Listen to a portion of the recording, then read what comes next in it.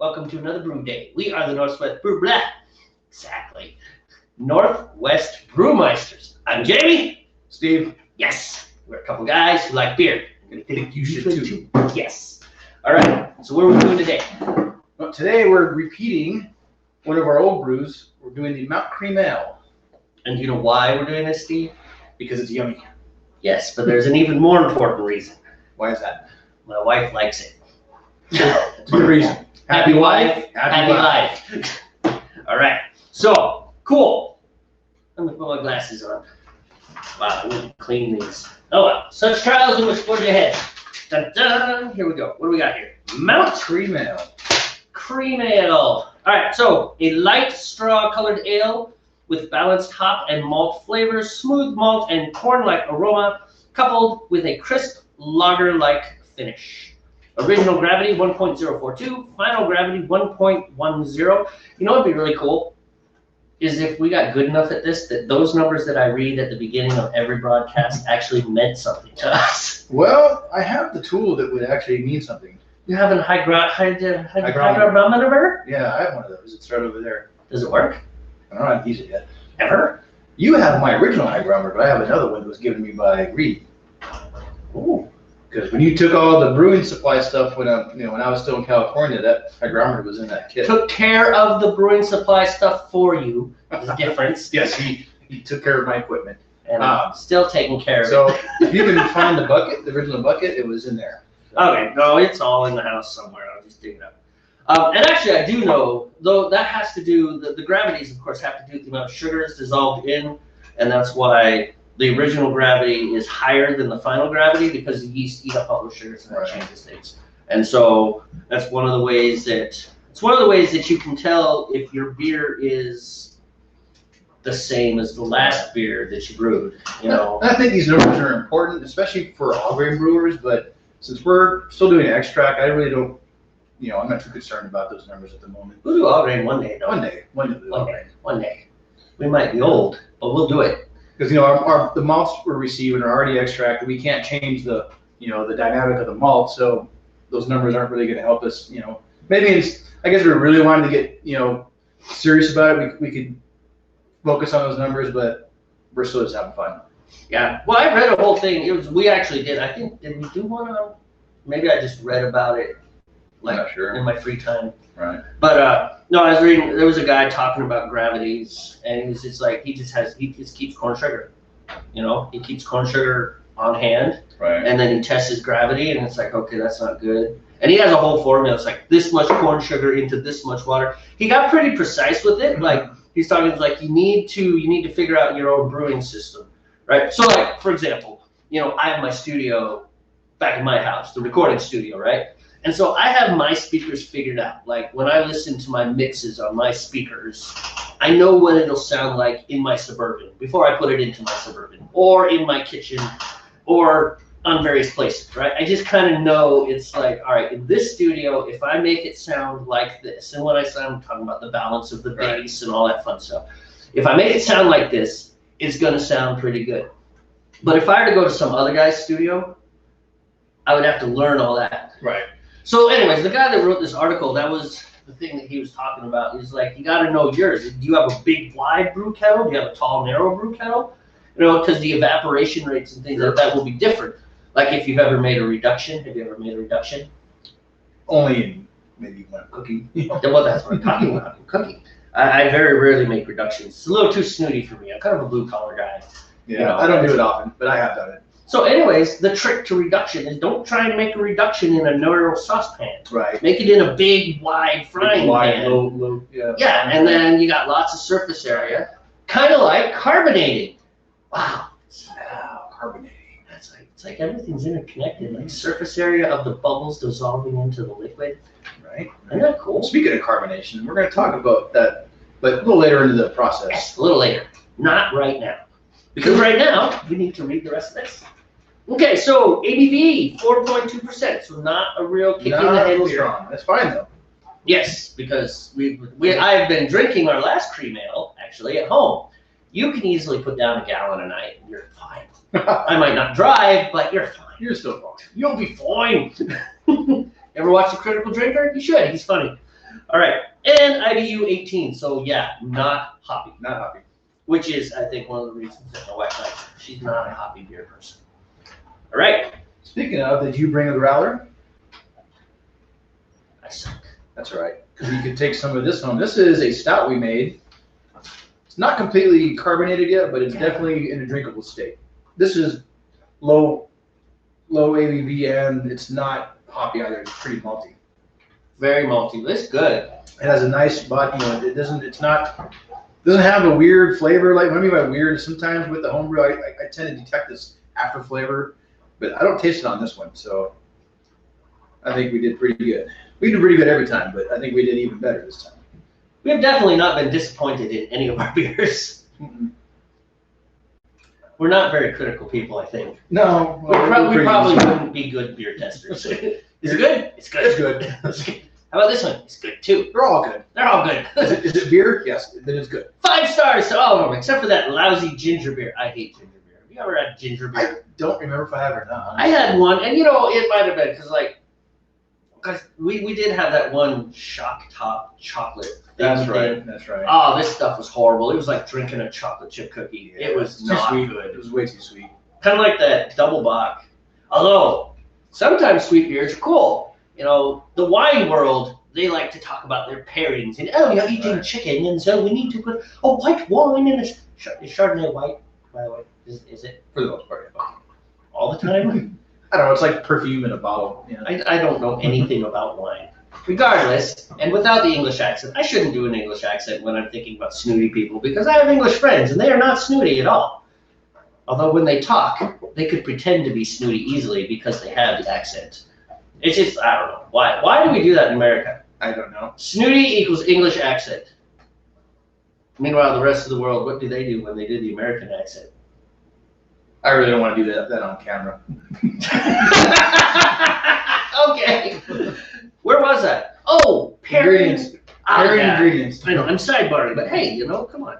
So, anyways, yeah, pairing ingredients and wines, they do that. Chicken is white wine, red meat is red wine, I think. I don't know. Typically, yeah. Okay. Yeah. It's dessert wines, you got dry wines, sweet wines, etc. Still wines, sparkling wines, yada, yada, yada.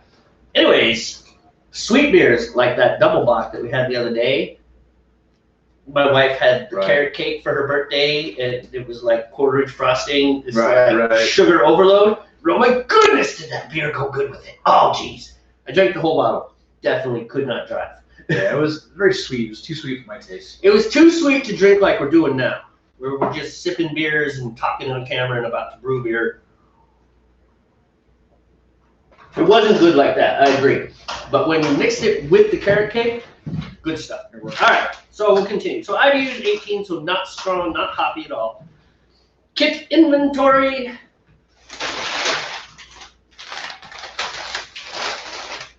All right, first we do the steeping grains.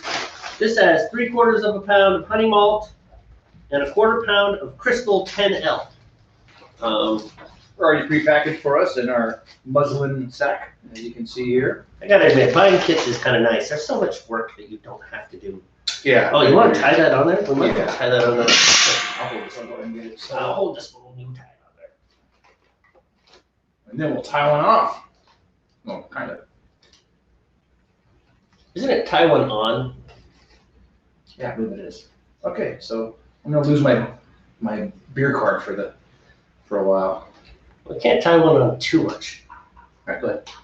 Because there was, oh, that's sitting right in the bottom. Yeah, that's fine. Here, but I need to keep it in there as a reference. Okay. So on to. I'll keep going. So anyways, those are our steeping grains. Obviously you can't see, they're all mixed together. Extracts, 3.3 pounds, Pilsen liquid malt extract, which we have inside. Sometimes we show it out here. If you've watched any of our previous broadcasts, or if you've ever brewed beer, it's pretty standard. It's a white bucket with a gold label, and inside is basically a molasses type stuff, which is the liquid malt extract, which is what you would make if you were an all-grain brewer.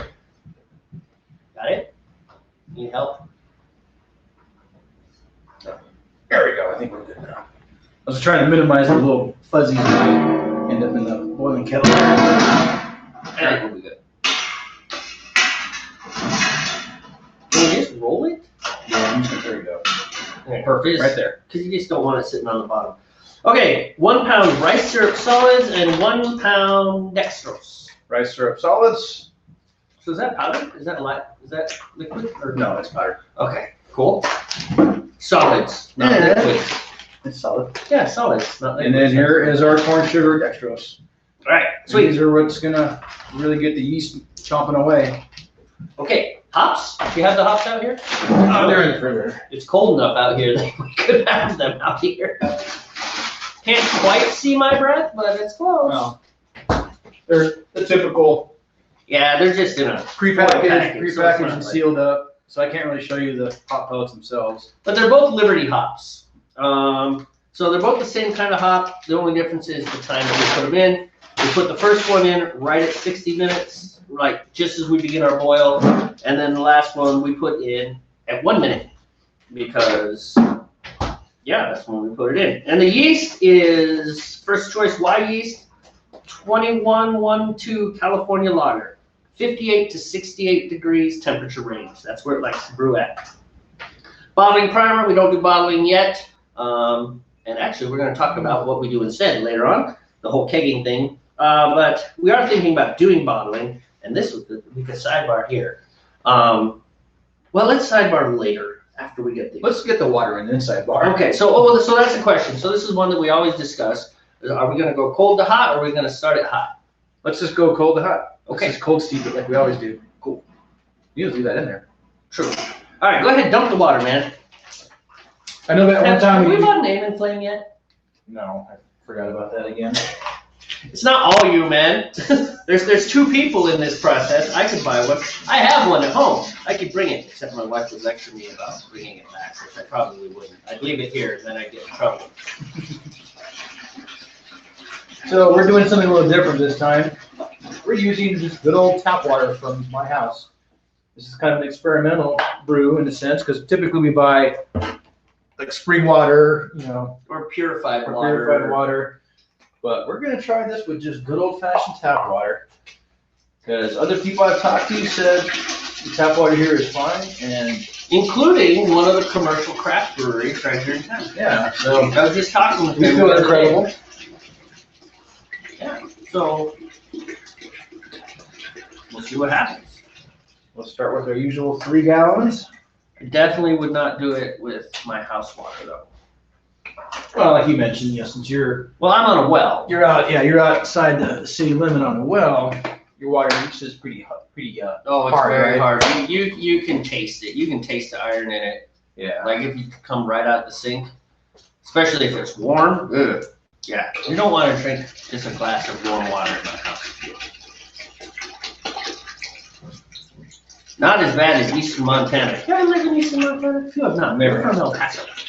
So, anyways, Eastern Montana they have super hard water. And I imagine Western North Dakota too. They just have really hard water.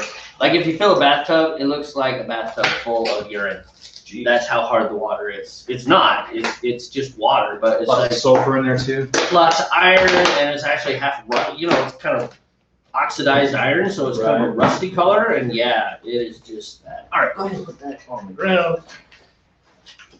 There you go. Okay. Ready? No, get it hissing. Okay, now turn that off. Yeah, that way you're not so far away from it. All right, go ahead. Quickly. Perfect. The trick is to move fast. All right, I'll try to remember to get an flame here soon. Or Every time I I'll go get to the one. store, I always forget. You know what? I could text my wife because she's out shopping. Yeah, that's okay. Let's just broadcast it. We'll deal with the logistics of having an aim and flame next week. All right. It's fire adjusted. We just kind of there we go. All right, Dude, so- this stuff's all right, man. All right, fire is on. Grains are steeping, cold steeping at the moment. Target temperature 150 to 160 degrees Fahrenheit. I'm just going to get a quick reference temperature get it started. Because the water has been sitting out. It came from my faucet and it's been sitting out here in the garage for a while. We're just at 50 degrees, so. Okay. 100 and up to 110 more to go. Just a few degrees. Yeah, I'm sorry. I'm very happy with how we did on this one. Yeah, it just needs a little bit more carbonation, and then I think it'll be. But it's definitely drinkable. Oh yeah, totally drinkable. I'm drinking it. It's an early state. It's not too strong, so we're not going to get buzzed too quick. That is one that's. Should we tell the story about getting smashed while brewing yet again? How many times have we told that story on camera? I think every time. Pretty much every time. Yeah. Okay, let's just quick version. We were drinking too much while we were trying to brew, and we were just screwed up the batches. Yeah, it was not drinkable. It was horrible. Yeah. So my wife had to read instructions for us because we were just being too silly and goofy, and then we ruined it. But lesson learned. Now we just kind of pace ourselves and have no problem drinking lighter ABV beers. Yeah, and of course, the goal is to always have some of our beer, so we never drink anyone else's beer. Right. Typically, it's okay to drink other people's beer, but it's like.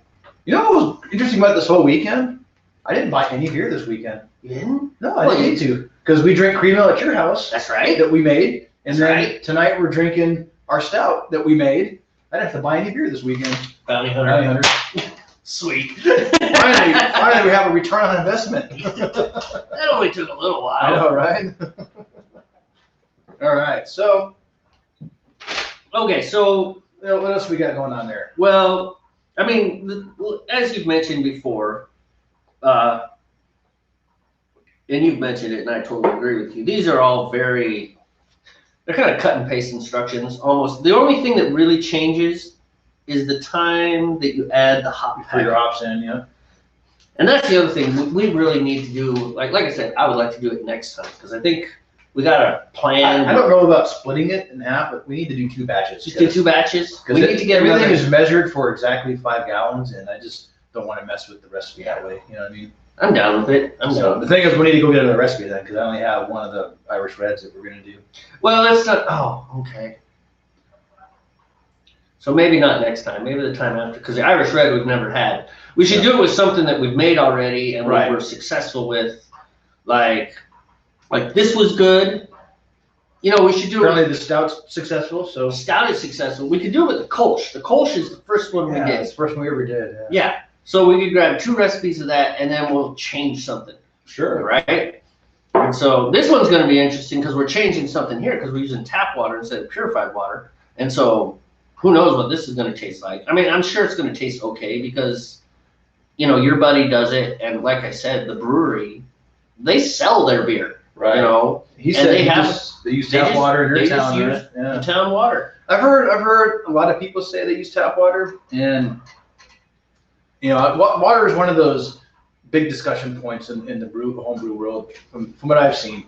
Some people are very serious about their water, and they test it and get it, or they talk to water treatment facilities in their cities, and they get the reports to see exactly what's in the water, and so they'll try to alter the water to meet some kind of profile depending on what kind of beer they're trying to make, especially if they're trying to match something and maybe it's in Europe or Australia or wherever, they try to match the water profile for those areas. They get real serious. We're not that far into it, but we do want to see what the difference might be because we've always been using purified or like spring water. We want to see what tap water tastes like, and I'm almost willing to bet it's gonna be just as good, if not better. You think so? I think so.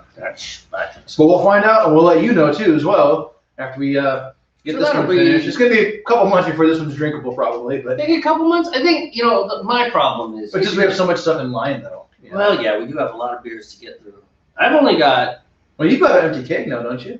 I do. I have an empty keg and no full secondaries. All my secondaries are just filled with bleach water now. Okay. So we can rack out this. In fact, maybe we should take this one over to my place. Yeah, you could do. I'll drop by. Oh, you work tomorrow. Yeah. But you don't work. So anyways, I can drop by tomorrow or something, pick it up, and we'll ferment this one at my place. Yeah, that's fine. Whatever you want to do. If that works for you. Yeah. Because, like I said, I've got a whole bunch of empty secondaries. Because I got 2 in the secondaries now, clearing up. 1 keg going right now, and I just got my chest freezer for my buddy. Thank you, Jonathan. And we're gonna get the chest freezer set up here after we finish brewing today, Oh, I got that Inkbird as well, so I can pick one up. Sweet. Dude, what Inkbird does is it interrupts the power to your chest freezer based off your settings, so it essentially turns it off so you can maintain a warmer temperature in there. It's an external thermostat. Yeah, exactly. That's a thermostat, and then it actually turns off your power to your chest freezer, and then it'll turn on when as necessary to keep the cool it off, and that's going to become my new caterator. You can also make the Inkbird is cool. I mean, and maybe I'd show it to you, but it's still packaged up. Yeah, and we're not plugging for Inkbird. You know, they don't sponsor us. Hey, Inkbird, right? All right. Anyhow, anyways, what I was gonna say is about those dual stage thermostat things. One way a lot of guys use them is they'll take and they'll turn like a refrigerator type deal, like one of those small beer fridges. They'll turn it into a fermenter, and the way they'll do it. And the one thing that I heard was interesting is what they use for the heating. Because you don't want to cook your beer, right? Like with a little space heater that's blowing hot air right against the side. Right. What they'll use is like a dehydrator. So like I got that big dehydrator, big circle, right? It's a heating element, but it doesn't heat a lot. It goes tops 175 degrees, right? And so they'll put that in there. And so if the temperature drops too low, that dehydrator fan will turn on and it'll warm the inside up. And if it drops too high, if it gets too high, then the refrigeration unit will kick on and it'll bring it back down. And so that's the whole idea. And then, so like right now, we just we convince our wives that 60 degrees is an excellent temperature for the inside of the house. And you just need to put it on another sweatshirt, baby. Yeah, in fact, I believe what you're talking about is similar to what Ben at our supply store does. He was showing me that it's like a pad that rolls out. It sits flat and it has coils in it, but it's a heater though. So if you need to warm it up, if you're fermenting, cold fermenting or whatever, you can actually get that ideal temperature for your fermentation. You know, we might even be able to think about lagering in the future since we have these coolers now, you know. Well, yeah, and I don't know. Well, it's going to be a little bit harder to lager because our kegerators are for drinking beer. And, well, I mean, but to be honest, I'm not too careful. Just like, you know, you and I both agree that some beers taste better warmer than they do colder, right? You know, like with that one beer years ago where we drank it and it was just like, It was like, oh, this is not amazing. Yeah, that seems like the only thing. It was really cold though, remember? Right, it kind of just made it tasteless, if I remember correctly. But once it warmed up a little closer to room temperature, it brought out the flavor. Yeah, it was really good. I want to say it was some kind of brown ale that we were having. You know, yeah, it was a darker beer for sure. The only thing, it seems like the only kind of beers that really need to be super cold, in my opinion, are like American yellow lagers. You know, those definitely taste better when they're really cold. But not that I really even care for those, but if I had to drink one, I would prefer it very cold compared to, you know, if I drink an IPA or something or a stout, I want it a little bit warmer. Well, the Kolsch is pretty good cold. It was, yeah. I think this cream ale that we're making is pretty good cold. But you know, both of those in the thing they say lager-like finish. You know? Right. So I think a lot of your lagers are probably better cold. Yeah, I agree. I don't know about the box. They're fermented cold, and yeah, I'm not sure if box are better cold or not. We could do that in an episode once. Right. I have no problem breaking out a couple beers, and we'll get one a little bit warmer, and we'll drink one super cold. We'll just drink beer. I mean, that's what we do anyways. Right. Drink beer, no things. Not getting too much of kind of getting an uneven distribution of heat. Like it's warmer over here. Well, the thing is moved over to you. So like, if you want it. I'll try to center a bit better. There. There we go. That's about centered. Well, no, it's too far that way. There, that's perfect. I think we're being a little excessive.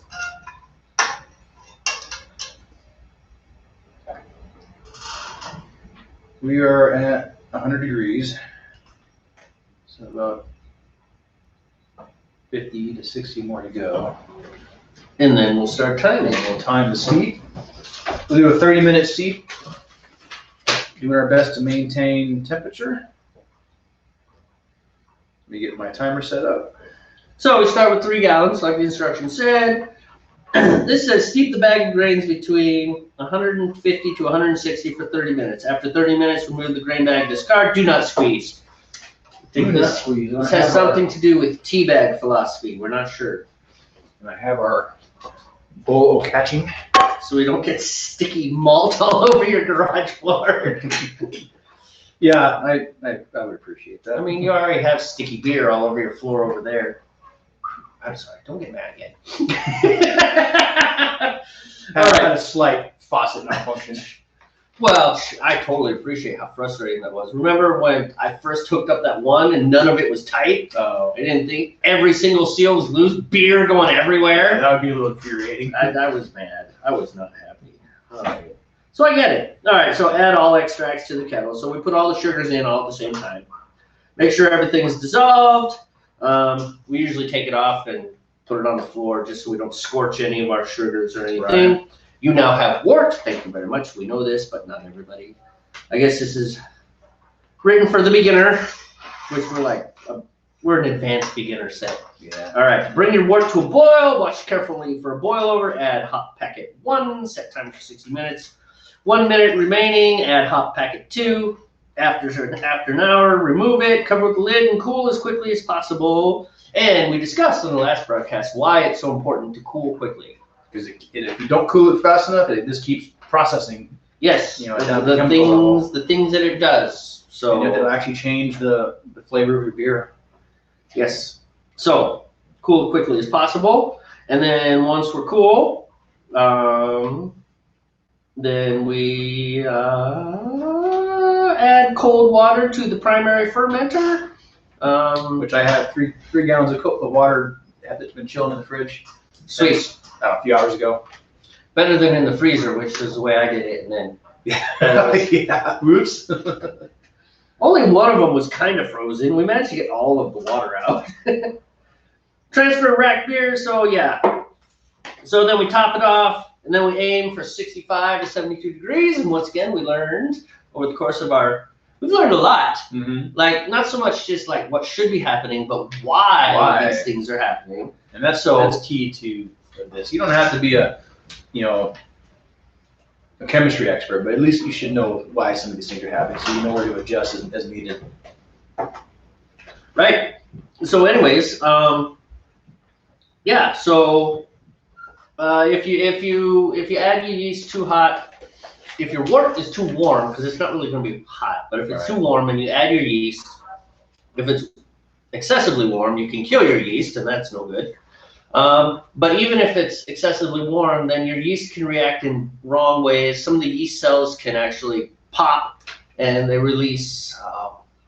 I gotta look back up. They're scientific terms, right. But it gives you off flavors, and some of those off flavors are like green apple, or pumpkin, which some people mention mango, just weird kind of almost fruit flavors that are on top of your beer that just. Which might be cool if that was what you were after. Sure, but that's not what we're doing. Yes. If it's not what you want, then you don't want it there. Because then you're not in control. Then you're just shooting in the dark. And that's one of the things that we're working up towards is actually knowing what we're doing. Which is why we've mentioned on a couple broadcasts that we want to do a double batch of the same, and we're going to change one thing. And we'll figure out what that one thing is. About 120 degrees Fahrenheit, getting there. And then everything else we do, we will keep like ironclad the same, which is down to documentation, which is something Steve has been mentioning we should do. I agree. I'm just not good at it. He's right. I think it's more important whenever we start doing like an all grain type brewing, so we know exactly what temperatures and times we were doing stuff. Because if we ever do an all grain and want to try to repeat that process, we definitely need to have information so we know exactly what to do. Because if we just kind of have to guess or shoot from the hip, we're never going to be able to make 2 batches the same. So right now, since we're doing extract brewing, most of the work is taken out of it for us. So not too worried about writing too much down because we're just following a recipe. We're not trying to create a recipe. So. But we could still do interesting things like change the yeast, change the time. Right, and if we do that, then we need to document all that if we do that. And then like change maybe. So like this one is a Mount Cream Ale. And you know, we could use different hops. We could, you know, there's nothing wrong with taking someone else's recipe and experimenting with it. Right. So we put like 1 pound of honey malt instead of 0.75 pounds.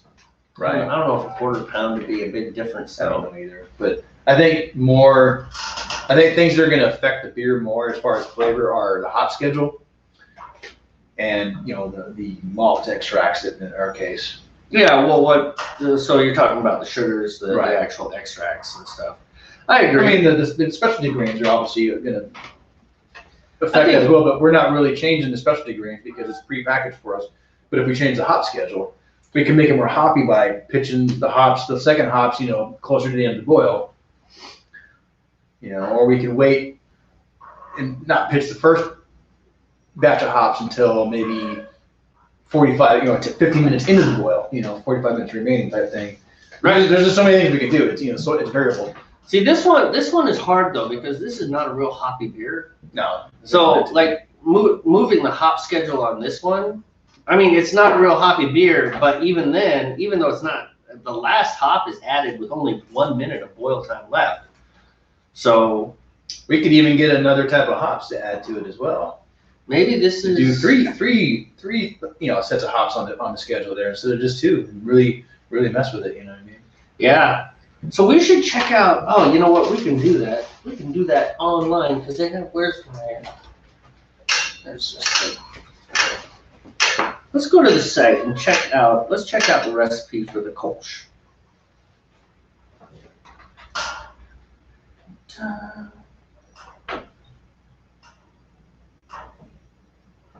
Get rid of that. Almost 130 degrees. We're close. All right, so we're getting there. We're getting there.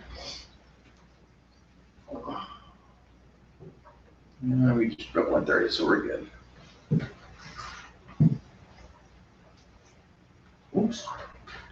Missed a letter. There we go. Yeah, so we're gonna, I don't know where I'm gonna put that chest freezer. I have to figure something out. Well, I like your idea. Well, the problem is, I love your idea of putting it up against the wall and then cutting a hole in the wall and Right. then putting the taps in the man cave. Definitely. And then you sit. definitely gonna happen, but the problem is, I have a regular, you know, kind of like a side-by-side style refrigerator that acts as a beer fridge and, you know, an extra freezer space. But the problem is I need to move that, and where I wanted to move it, there's no electrical outlets in that area, so I'm gonna have to rethink this a little bit. Because that chest freezer is in the back of my truck at the moment, and I can't leave it there. I have to work tomorrow. We'll figure it out. I'm not sweating it too bad. I am quite. I think I wait. If anything, I can run an extension cord temporarily. You know, it's fine. It's fine. It'll be fine. Northwest for critical. Aha! Here we go. What's that? Is anybody actually watching this? Not yet. Not yet. Don't focus on that. Don't focus. You're ruining. Curious. You're ruining the magic. Don't ruin the magic. So okay, we're doing good here. Oh, because sometimes people comment. That's why I was wondering. Well, I am keeping an eye out for comments, but no, we haven't got any comments yet, so we'll see. Beer starter kits. Come on, that's got to be clickable or tappable. Maybe not. All right. Did you notice that the recipes were actually available on there before? Yeah, they are. Oh, Look, okay. download instruction sheet. Nice. It's right there. So the first one that we did was this Temptation Ale, Kolsch style extract. So let's look at the. Yeah, sure. Let's download it. I don't know. You know, something I've never bothered to figure out is how to actually look at practical files on a tablet, like PDFs and things like that. Probably has a built-in reader, or use a browser. A lot of times, your browsers have PDF. Well, it's not doing a browser. There's this. Oh, look, there we go. Like I remember, found it. I Yeah. can't remember the name of the program. When I used to use a Mac, there was a preview or something. It showed like Well, yeah, Preview It is opened up all kinds of stuff. Preview is actually a pretty amazing Yeah. app if you really think about it. I mean, because it does. It opens a lot of stuff. Jeez, it's amazing. But the tablets are. Right. It's a little different. They're a lot different and stuff. How's your beer, by the way? I could use more. Okay. Then let me do a temperature check, and I will be happy to grab some more. We are at 139. Dude, this is really good. Because, of course, you know I like dark beers anyways. I mean, that's... Right. Steve's the IPA guy. I'm the dark beer guy. 140. I like dark beers as well. I like variety. Well, and I like IPAs as well.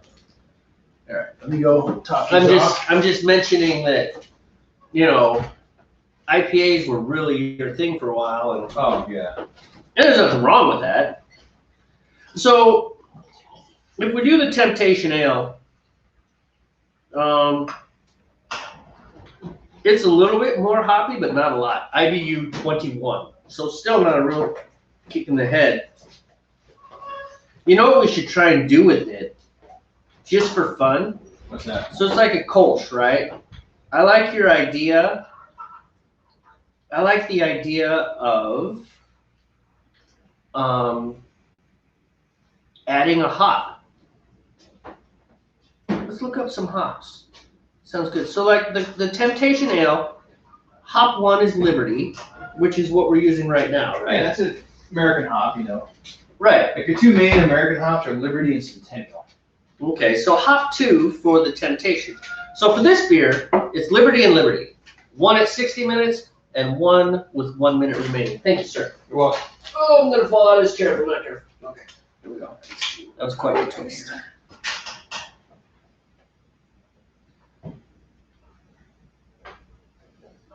142 is creeping up. About 145 on that side. Nice. So that-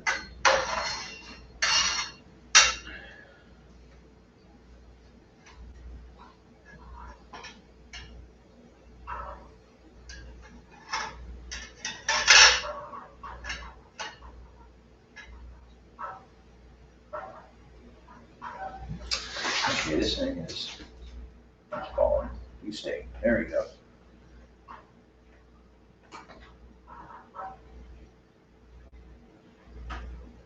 I think we're doing pretty good. Yeah, we're doing fine. Fire down just a little bit. That way, when it reaches steeping temperature, we can maintain a lot easier. It won't be so, because it tends to keep climbing, obviously, because you have fire on it. But if I'm lowering the fire just a little bit as it gets close, so that it stabilizes instead of, instead of rises too rapidly. So. Well, yeah. I mean, and that's the other thing is like you can like zip right through your target temperature. You know. And that, as long as it doesn't get too hot, it shouldn't affect the beer too much. It, might change the color or the flavor just slightly if we were to steep it too warm.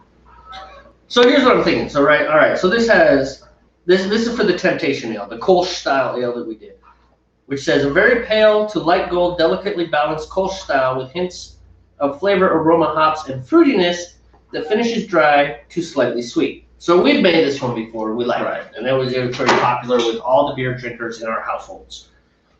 All right. So it has 2 hops. It has Liberty, and then it has Saaz. S-A-A-Z. Saaz. Saaz? Saaz. Saaz. Sassy. I'm not sure what Probably kind of not. hop that is. Saaz. We can look it up. Hey, I've got the power of the internet right here in my lap. Okay. So in any case, We're at 150. I would trim it. Oop, wrong way. No, trim. Put that down. Because it's gonna keep going. Right. And if I get 150 everywhere, I'm going to go ahead and start the timer then. I will keep going. You're All right, 30 minutes. Here we go. So why don't we do that? Why don't we do our first experiment with this Temptation Ale, all right? And we'll add a hops. Sound good? Oh. Really? Okay, you get to pull it off there. That's gonna be hot. That's right. I got it ready to go. When you're ready. This is gonna be a little bit. Trimmed it too much, obviously. Ready? Go ahead. Here it is. There you go.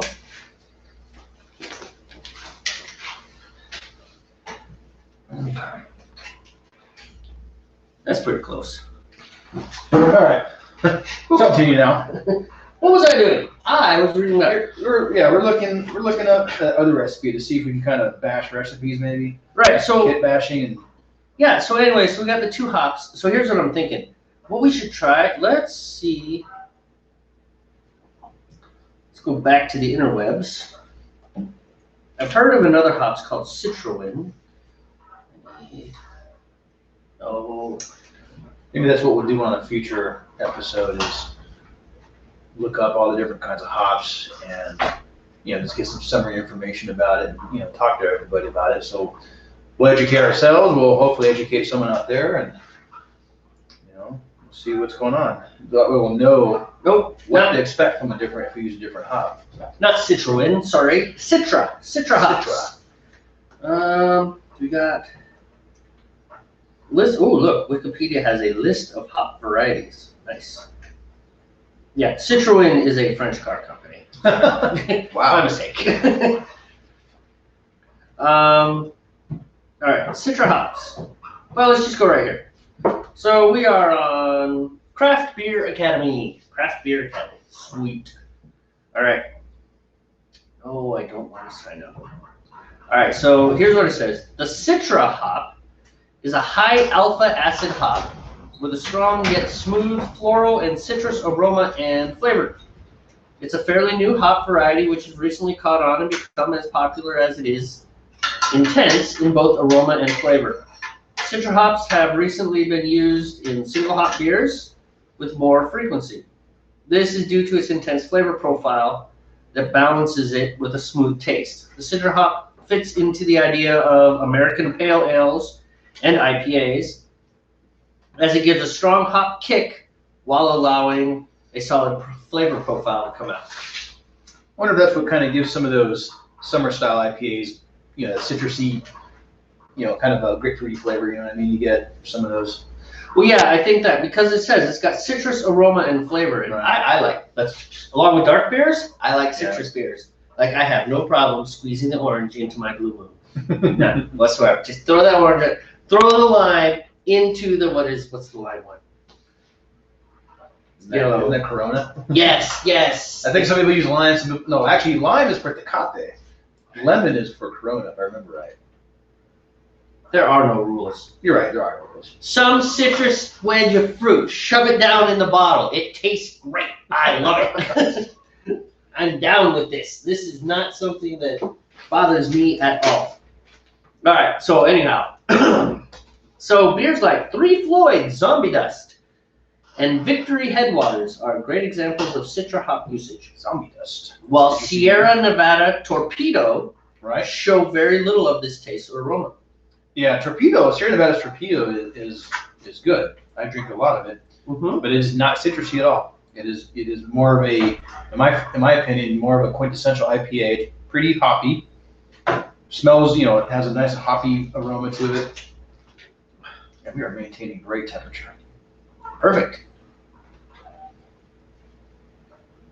So the Citra hop is purported, good word, purported.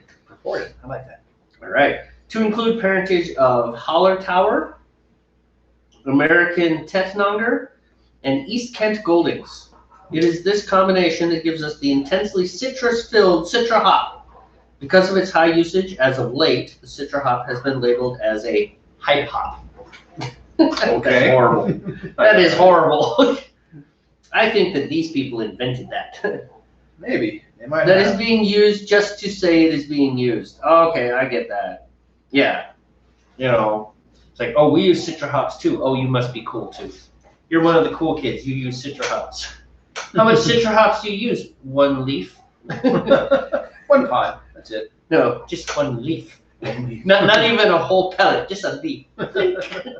There. All right, so this guy says, well, I do think some breweries are using it for this reason. It is still a solid hop that holds its own regardless of the hype. Yeah, kind of like the Beatles were trendy, but yet they were still a good band, if you like the Beatles.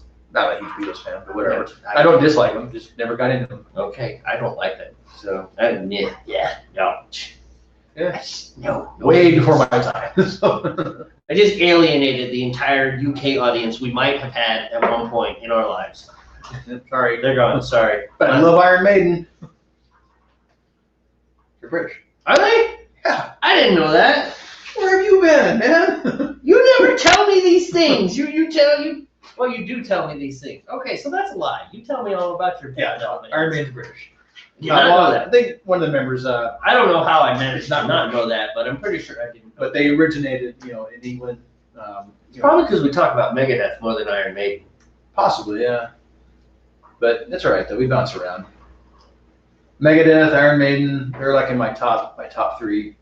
Tool, pretty much my top three bands. I love Metallica as well, but they're more of a top 5 for me. So Megadeth. Not the Iron my Maiden, top 3 are Tool. not exactly in order. Right, but that's your top 3. So Metallica's number 4-ish. 4-ish, yeah. So who would be the other guy in the 5? I don't really know. Haven't put that much thought into it. So you only have a top 4. You don't have a top 5. Well, it depends. Sometimes I'll throw in Primus. No. I mean, I like them, but it's Really? wasn't one of my weak things. I spent some time listening to Primus at work because it was slow. Yeah. Yeah, I'm not gonna buy their album. No, I don't own any Primus, but some of the songs are kind of silly in an entertainment way. Oh, ridiculous. My name is Yeah. Mud. Yeah. And then, so the joke was we're laughing about you couldn't understand the words, but then the other guy looked up the lyrics, and so we're looking at the lyrics while he was singing, and so of course we were putting all the words in place, and it didn't. Right. I was like, wait a minute, close that tab. And as soon as you close the tab, we couldn't read the lyrics, and you couldn't understand a damn thing. Right. It was just like, yep, we're done. All right, so the lowdown. We're reading about Citra hops. I mean, we've just fallen into this, so let's just keep going. Let's go with it. Source, BT Loftus Ranches Incorporated, Carpenter Ranches, LLC, Peralt Farms. Developed by the Hop Breeding Company of Yakima, Washington. All right. 2007. Nice, well done. Brewing usage, aroma and flavor.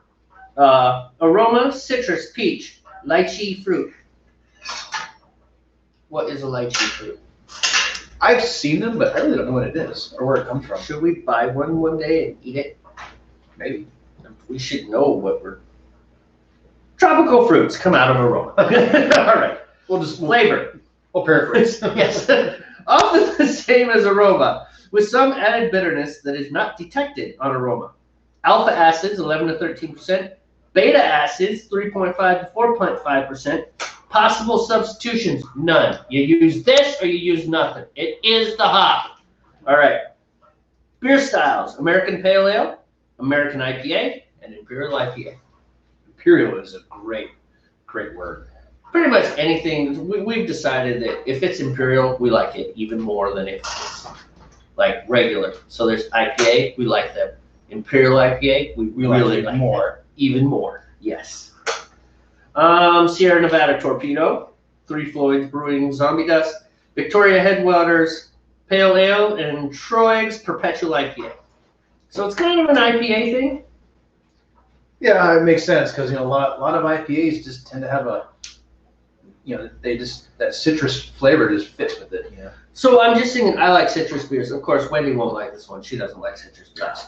She's hard to brew beer for. Well, those spirals were citrus as well, right? Yeah. Oh yeah, I like those. Yeah. Those were good. They were definitely pineapple something was on the label. Pineapple grapefruit maybe. Mm-hmm. So they might have actually done, in addition to using that type of hop, possibly, I don't know if they did or not, it might have added other flavors during secondary fermentation. So, that's when you when you put your beer in the secondary, that's a good time to add whatever extracts or flavors you want to throw in there. If you want to have a coffee flavor type beer or a fruit, you could put fruit in there during the secondary. You don't want to do it during primary fermentation, but do it during your racking. Right. Nope, I gotcha. Well, especially if anything that you add is sugar based. I mean, if you do it during primary, your yeast. Yeah, you're gonna change it. So yeah, I mean, yeah, it seems a no-brainer for us, but for people who don't know, yeah, you do that during your secondary. Now there might be reasons to do stuff in your primary, which we haven't discovered yet.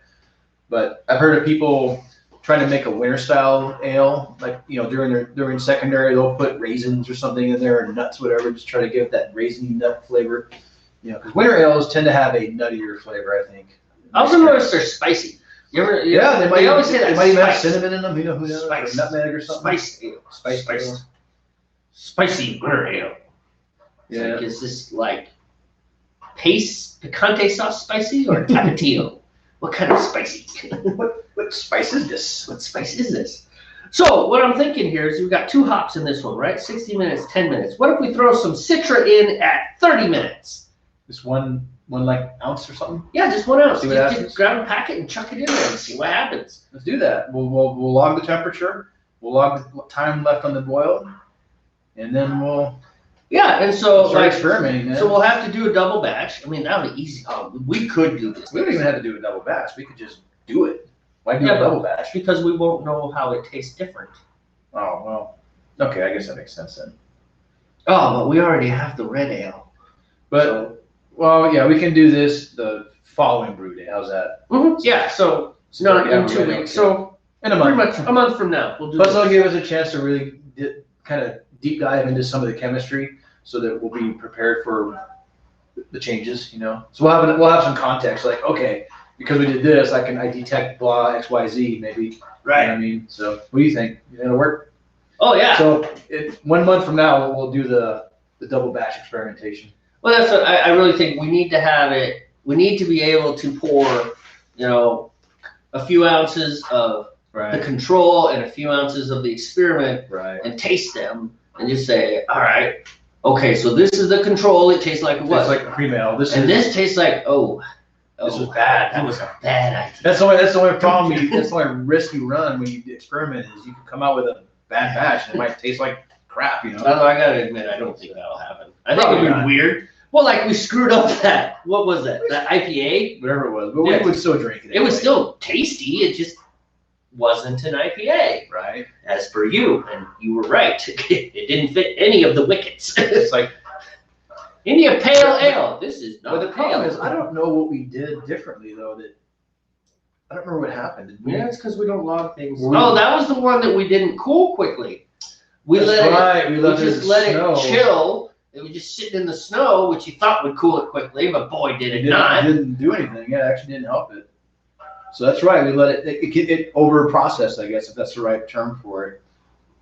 Just like if you take, a batch of cookies out of the oven, they actually still continue baking for a little while, even when they're sitting on, the top of the stove. Well, if you just leave them on top of the cookie sheet or whatever you cooked them on, they'll keep cooking. And that's why I remember my grandmother always taking them off the cookie sheet and put them on like a meshy raised thing so the air would get under it and kill the process. Same thing happens when your wort even though it's done boiling, it's so hot, it's still, at a chemical level, your grains and yeast and hops and everything, there's no yeast in it yet, but your grains and your hops are still interacting, and that heated water is still causing them to release agents or whatever. Hey, I'll be right back. Okay. So we're down to almost 15 minutes remaining on the steep. We've pretty much maintained a nice solid 155 degrees Fahrenheit this whole time, which is good because in the past we used to overshoot our mark and it'd get up to like 160 something. We'd have to try to readjust on the fly. It wasn't working. But I feel now that we've got our system down, I start reducing the heat. About 140 degrees, I start bringing the heat down. That way it helps stabilize. And so here we are. I have a very small flame and we're maintaining great temperature, kind of right in the middle.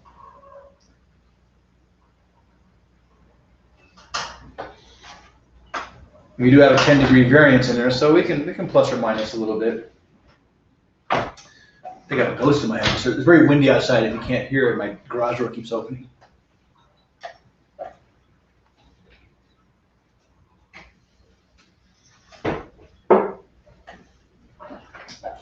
All right, man, we're at 15 minutes left on the steep. Sweet deal, dude. Still keeping a nice 155, 156 temperature. It's not going to work. Okay. Yeah. Someone has to latch it from the inside. Gotcha. All right. Actually, I think I just need a new door, to be honest with you. Yeah, probably. Yeah. But I don't want to do that until I rip up that wood flooring and then replace it. I want to replace it with tile. Oh, yeah? Yeah. Like the tile that's in the kitchen and the dining room. We want to replace that, but then expand that through that hallway and up into the front door as well. Nice. And up to the stairs. Nice. eventually. Good idea. Let's get back to this hops. Let's learn more about this. Since we're doing this, let's learn about. I think some of my old magazines have some hop guides in them, but I'd have to dig them up and find them. But maybe that's something to think about for future episodes. Yeah, but let's talk Like this about one here. I'm gonna use this as my guide to talk a little bit about carbonation. See the keg? Yeah, that's what we do. Up. Wait. Down. Bring it a little bit closer. Down. Oh, that's perfect. That's kind of what we do. That's how my setup looks like. A little bit to the left. In my refrigerator there. So. Now to the right. Right. I'm totally messing with you. We need a better monitoring system. Well, we need to do that thing like you showed me with OBS, where we have a website or something, and you just switch like camera views. Oh yeah, we can do that later. Does that work while broadcasting on HAPS? Or does it, well, okay. Because HAPS uses the OBS as the camera. I see. So like right now we're coming out of a physical camera, right? And wired into my computer. Is it routing through OBS on your computer right now? No, okay. This is going straight into HAPS. HAPS chooses the camera. But if you use OBS, it's like a layer. Okay, so OBS will still talk to HAPS. Right. So what happens is the camera sends its feed into OBS. Right, and then OBS sends its feed to HAPS. Exactly. So it's a layer. You know about layers. And we can control. It's like JavaScript. And we can create those scenes like you mentioned, and then have a couple websites up with the pertinent information so that we can actually flash it on the screen for you guys. So instead of holding it up, you just press a button and it changes. This is a brilliant idea. Technology's amazing. It is. Dude, we couldn't do this 10 years ago. I know, right? 10 years ago, we were brewing by ourselves, which is still a good thing. I mean, don't get me wrong. I'm all about brewing. We should just brew on my porch. You know? Yeah. Or your porch as well, too. Yeah, you know? we brew all over the place. Which we would have been brewing at Jamie's house today. Oh, look. Now it's cleared up and the sun came out. Yeah, but you know what? I should call my kid and tell him to let his goats out. I don't know if you were in the area yet, but it hailed hard. No, well, I was coming across the pass. Yeah, I wasn't sure if you caught any of that down south, before you got back up here. Well, when you sent that text, I was already pretty far north, and I was driving through hail. I was like, this sucks. Yeah, it was amazing. It was crazy actually how hard it hailed. Like it almost looked like snow. Like it almost looked like snow had built up. And so I thought, we're definitely brewing in the garage this time because Jamie's house is better for outdoor brewing on nicer days like it's becoming now. I don't know if you can see back behind me, but literally the overcastness is gone. Yeah, it's too bright, obviously. Pretty much just a bright. But it's a beautiful blue sky now, which it was not like that an hour ago. All right, let's try. Let's see. Ask the experts. This is really good. It is. Yeah. We could get into trouble with that one if we're not. I know, careful. man. I know. What do we got for time left? We are at 11 minutes remaining. I think one of the things that saves us is we keep talking, and you can't drink and talk at the same time. So just keep talking. Keep talking. Say something. It doesn't matter. What are your views on orange peels? Actually, you know what? Some people do put orange peel in their secondary. Wow, that is not where I was going with that. Well, no, it triggered a memory. I've read about people using orange peel during secondary fermentation. Either there's orange peel or orange zest. No, like they throw the whole peel in. Like put the peel in, and then it just sits there on top of their wort, during secondary fermentation, and it. So if I mentioned how I like the whole lemon, just put it. Well, we should try to do that sometime. Is maybe make a Belgian white and put orange peel in it. Oh, dude! Bounty hunter. Maybe. Nice. Maybe we should try that. We can look around the. There's no maybe about it. This is a great idea. Well, we can probably find a recipe online, or I can dig up my old magazines, which I know exactly where they are. Bust out my old brewing mags, because I have just tons of recipes that were in there, and in both forms, extract brewing and all grain. And I bet I can find us a Belgian white to do, and then we could probably try the orange peel thing. I think that's a brilliant idea. But right now, what I want to look at, I just really do. I think it's a brilliant idea. But what I'm trying to figure out, I want to find a good website to look at. Triple jump tips, hop timing drill. No, I don't want to talk about PT. I want to talk about beer. PT? Yeah, that triple jump tips hop timing drill. Oh. This is some exerciser, crazy person. exerciser. Crazy people. How dare they? The nerve, they want to be in shape. Let's go with Homebrew Talk. Homebrewtalk.com.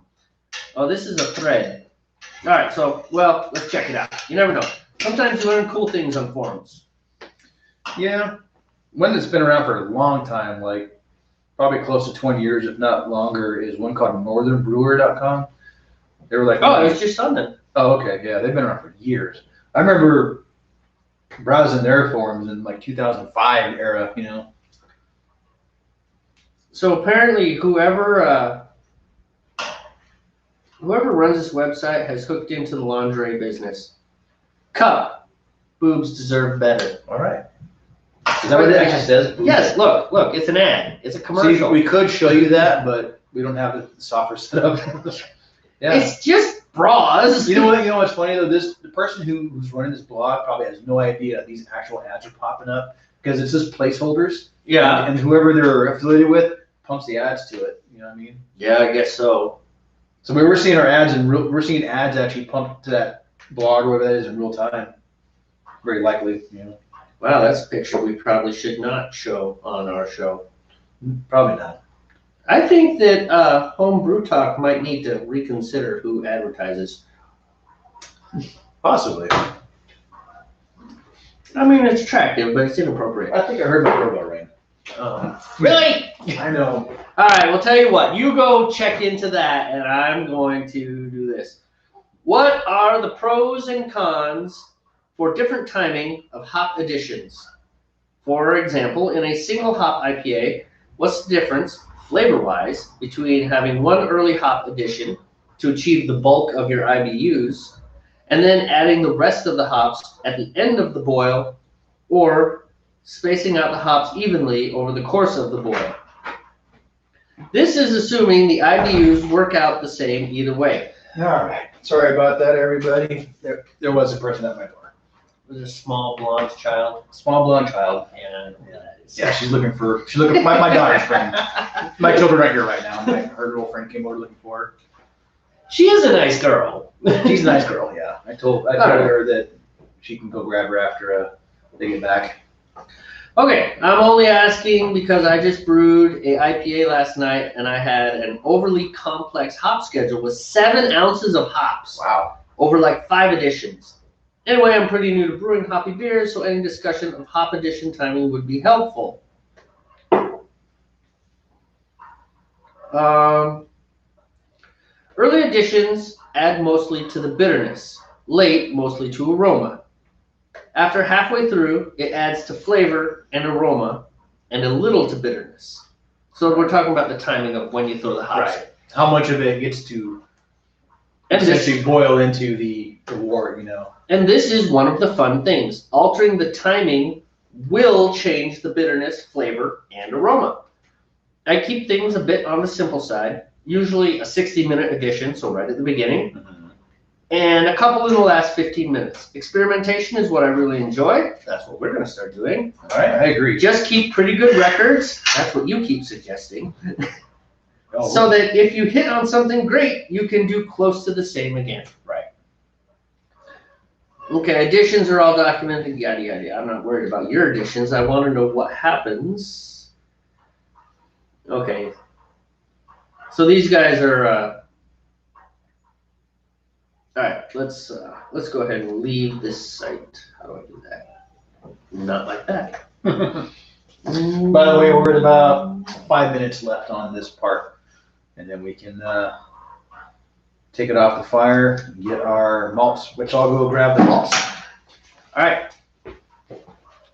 Oh, sweet. It's almost time to start the boil? Yeah. Nice. Cool.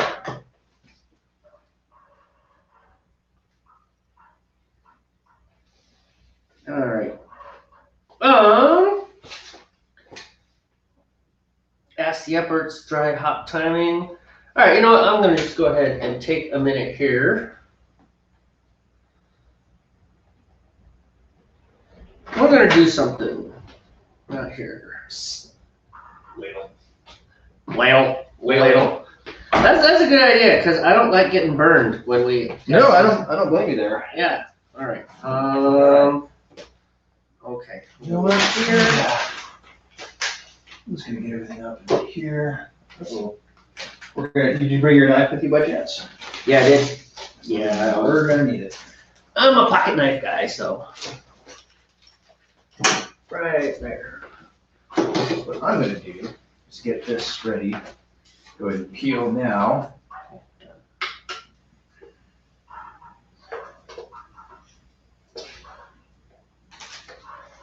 By the way, these are the malt extracts we're using. Oh, I can't see it. It's frozen up. Oh, then there's not much we can do. So, if you guys can see this, I can't really tell where it's at right now because the feed is frozen. Here, we can do that. If you guys can see this, I can't really. Turn the volume down. All right, so here go ahead and monitor there. So here we are. Here's our malt extracts. These are just, it's like a big jar of syrup, pretty much, or molasses.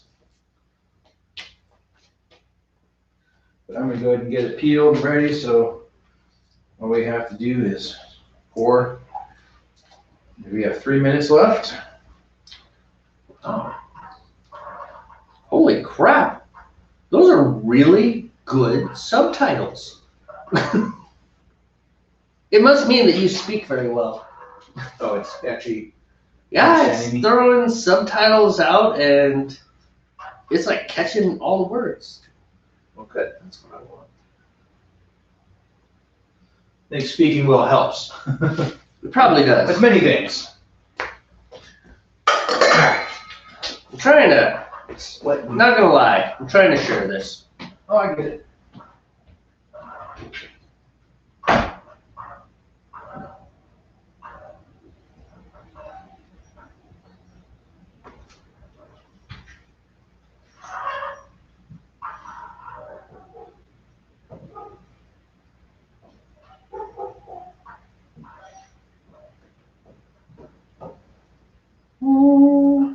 I really am trying to share this. I'm trying to get someone in here. Someone to say hi. Oh, where's the return button? Nope, I just caught a glance of the wort chiller that's ready now. I'm excited to use this thing. Oh, and you know what? We have not. About a minute and a half here, sir. I'm working on it. Oh, no, that's fine. I'm just saying a minute and a half on the steep. Right. I got you. And then we'll go with the malts are ready.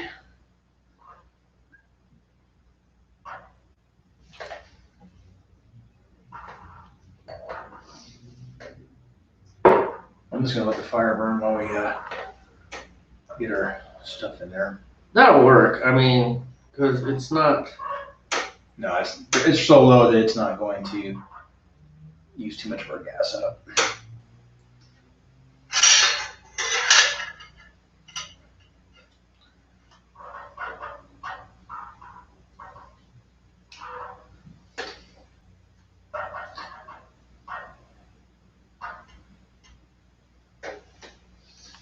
All right, let's try that there. So what are you trying to do? Oh, I'm just sharing it to my other accounts and stuff. See if we can get some people to come over and take a look. So, oh, okay. It's just interesting. That's not what I want to do. I, of course, can't figure out how to get out of this. Right. There it is. Keep it warm. It's not too cold here, but cold enough, possibly that it might thicken our malts up a little bit.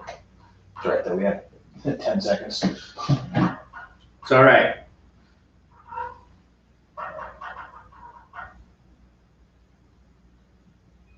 And done. All right. All right. I will share more later. We'll just throw it out.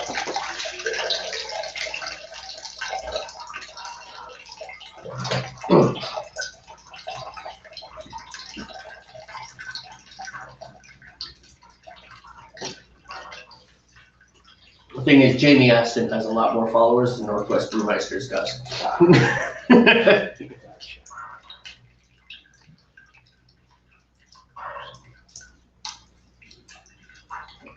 Got your bowl? Mm-hmm.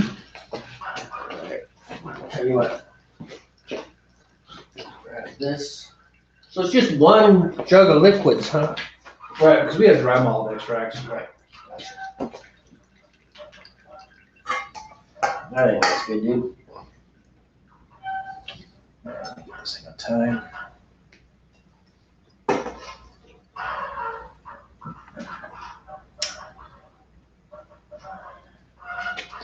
Sometimes I do this stuff too well.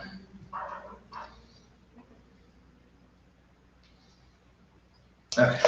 All right. That's good to go. Let's get that off the flame. All right. Right there. Yeah, we should get another camera.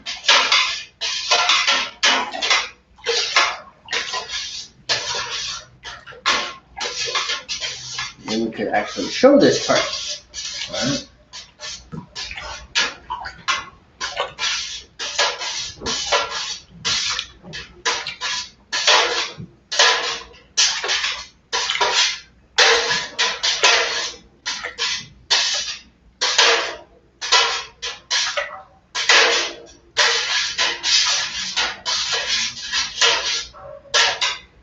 We're putting everything all together, right? Hmm? It's all going in at once? Yeah, that's what this one says. Okay. It's like, You want to do it yourself? yeah, that'll work. That way I can control it. That's fine. I'll get it. But that, we need to look into that because that was the other thing that we're reading about. Remember where they said adding your extracts at different times and how that changes things as well. So that might be Right. something interesting to play around with at one point. Yeah. Full. Yeah, I know. I'm hoping I don't have to shake it as much and it'll just dissolve everything. Where's the? Oh, it fell on the floor. Oh, it fell face down. Don't worry, it'll be fine. We'll just leave it just like that. It fell down like this. That's all. Okay, go ahead. You got that? Did I give you the knife? I need a kniff. Kniff. It's not super sharp because it's been used on everything. So. Right. We should cut plastic.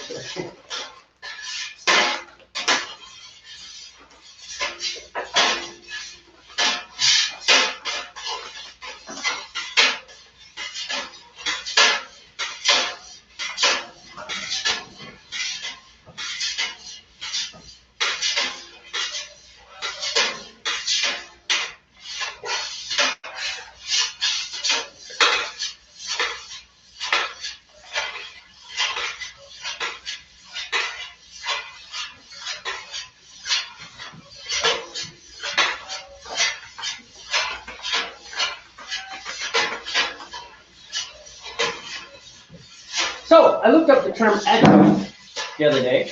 Adjunct? Adjunct, Like adjunct professor? like adjunct beer. Adjunct beer? We are making an adjunct beer right now. Oh, okay. Because of the addition of corn and rice solids. That's what makes an adjunct beer. Did not know that. Could be wrong, but that's kind of what I picked up when I looked it up. Because I was looking into that Coors recipe, right? Which I still haven't found yet.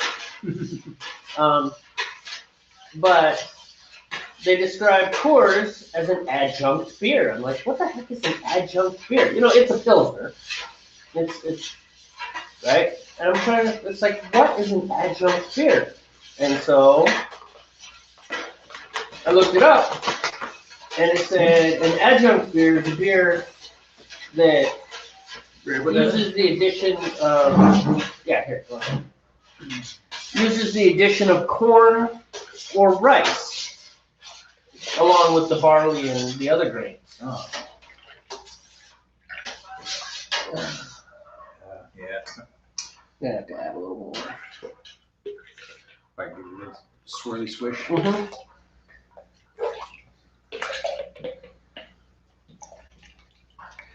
You can probably keep stirring that just to make sure everything gets.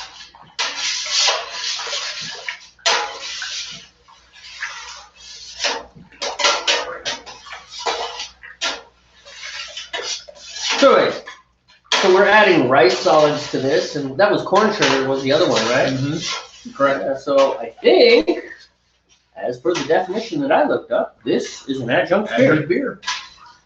All right, well, cool. I don't know if that's a bad thing or a good thing. I don't think it's a bad thing. Like beer snobs are like, oh, your beer's not as good. Your beer is now. an adjunct. We don't do adjuncts here. All right, fine. I'm gonna drink my beer More over beer here. for me then. I call that good. Yeah, that'll be good. Especially since my knees are starting to wear out. All right. Okay. Now let's get some more flame in here. Why do I always get sticky? I'll be back. I'm gonna Because wash it's- my hands. It's malt extract. It's like molasses. I got it. There's got to be a way to avoid that. All right. All right. At this point, we're trying to achieve our rolling boil. I'm going to set the timer for 60 minutes, but I will not hit start yet. I will wait until we have a nice, smooth rolling boil. We don't want it to be too aggressive, but we need to have a nice flow to it. All right. So, Here's your kniff. oh, thanks, sir. First hot packet goes in at 60 minutes, right? Yeah, the first hot packet's right at the beginning of the boil. Okay. All right, crank up the heat. Yep, heat's already cranked. I have the hot packets right here. We'll stand by for that one. Clear off our table. Yeah, now the sun wants to come out. Oh, yeah. But I'm not complaining. I think we mixed this one better because it didn't get all frothy. In the solids, from the dry malts. Yeah. It gets all frothy. Mm-hmm. I think we did a better job at keeping it going.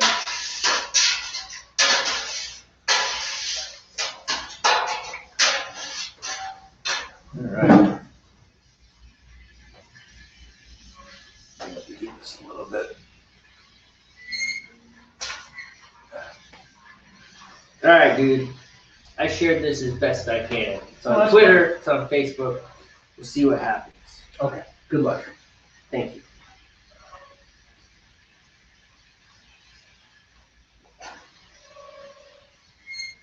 Okay.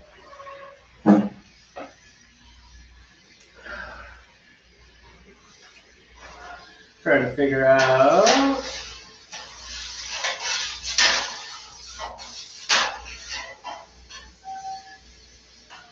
Just out of curiosity, let's see what our temperature is. Yes. What is our temperature? Not boiling. We're down to 148. So we got a ways to go before it's gonna start boiling. That's all right. Okay. Whoa.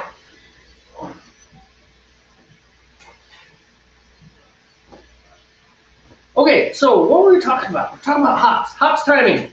We want to alter the hop schedule on our next, not our next batch, but our experimental batch we're planning. Let's check out these guys. Just for fun. I mean, it's just. Ooh, that's very nice. Does it me or does it seem like the boiling kettle's not really in the picture? It's not in the picture at all. It's gonna be hot, dude. You need to move it back. If you want, you can try and tilt the camera a little. See the calorie going out. It's caught up. Yeah. Give it a moment to monitor. However, this very lovely propane tank is in the picture. Not quite. That'll be good. All right, so check it out. As long as everybody can see the boiling kettle. Okay, so let's read a little bit on this one. Beer hops are typically added to wort in 3 stages during the boil: bittering, flavor, and aroma. These stages have to do with what role they are playing in your beer and are not associated with a specific type of hop. In other words, the same hop variety might be used for bittering, it also might be used for flavor, or it might be used for aroma. Not all beers will have 3 additions. For example, ours has only 2, and it's the same kind of hop fulfilling 2 purposes. So Right. we've got a bittering hop at the very beginning, which is the Liberty, but then they use that Liberty again as our flavoring hop at the very end, at the 1 minute mark. So.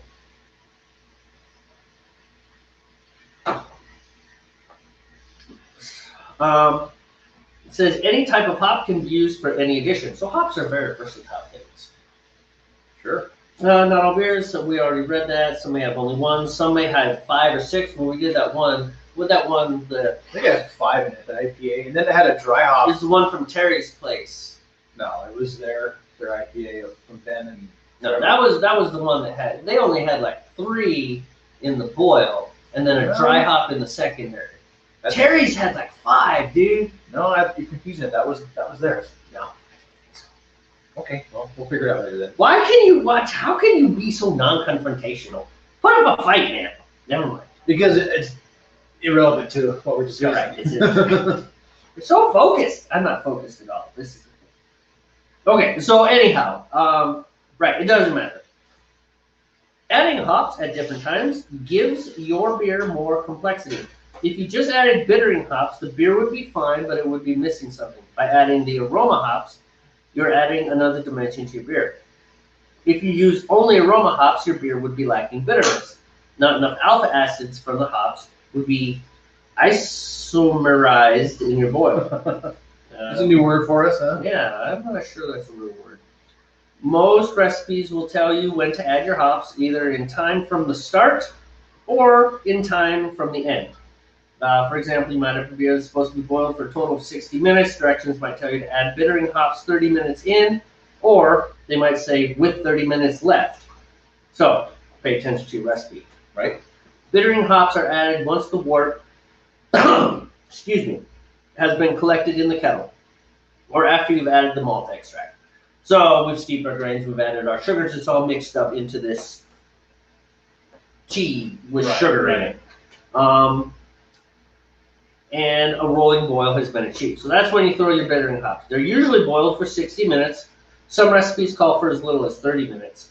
All beers have some bittering hops. The main reason for this is that without the bitterness from the hops, your beer would taste syrupy sweet. Yeah, and that was gross. As, you know, unless you're going to eat it with carrot cake, in which case it'd be all right.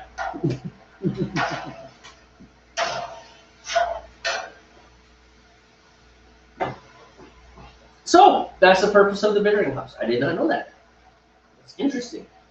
Another benefit is that hops are a natural preservative and will help your beer to keep for a longer time for extended aging periods. Thus, the whole concept of India Pale Ale with lots of hops to preserve the beer when it made its trip to India from England. When to add flavoring hops. Flavoring hops are generally added in the between 30 and 15 minutes, right? Left in the boil. In this time frame, very little of the bitterness will be extracted, but the crisp hoppy flavor will be imparted. Again, these may be the same as your bittering or aroma hops. It is the time that they are added that makes a difference. So again, we're using Liberty hops. We could get 3 packages of Liberty hops if we wanted. We'd add 1 right at the beginning for the bittering. We could add 1 at half an hour for the flavor, and then we could add the last one at 1 minute for the aroma. That's what I'm kind of getting, because the last one is when to add aroma hops. Hop oils that are responsible for aroma are extremely volatile and will be driven off in the steam of your boil almost immediately. Therefore, aroma hops must not be boiled for long. They are typically added during the last 5 minutes of the boil or at flame out. Adding hops at flame out will produce the maximum amount of aroma, obviously, because none of the oils will be dissipated off in the steam, because we'll be done.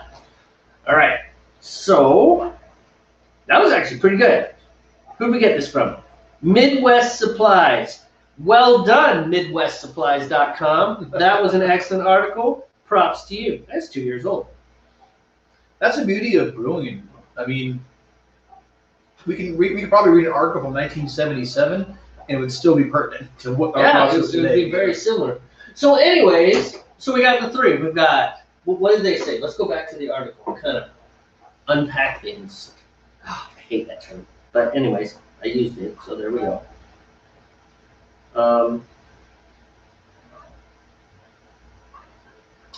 So the bittering hops are at the beginning, right? Anywhere from right away up to half an hour. And the sooner you add them, right? So the sooner you add them, the more bitterness. I don't think it is. Well, maybe. The phrasing is weird. No, it does seem. I mean, why do you think they would change the time? Why would you add them at 30 minutes instead of 60 minutes? I think it's pretty obvious, just without having anything in front of me, but just using logic. Right. Just to use logic, is that the time at which you add your bittering hops is going to change, and I would assume that the earlier you add your hops, the more of a bittering effect they're going to have, and the later you add them, it'll have less of a bittering effect. Right. That's my guess. I'm going to guess on that.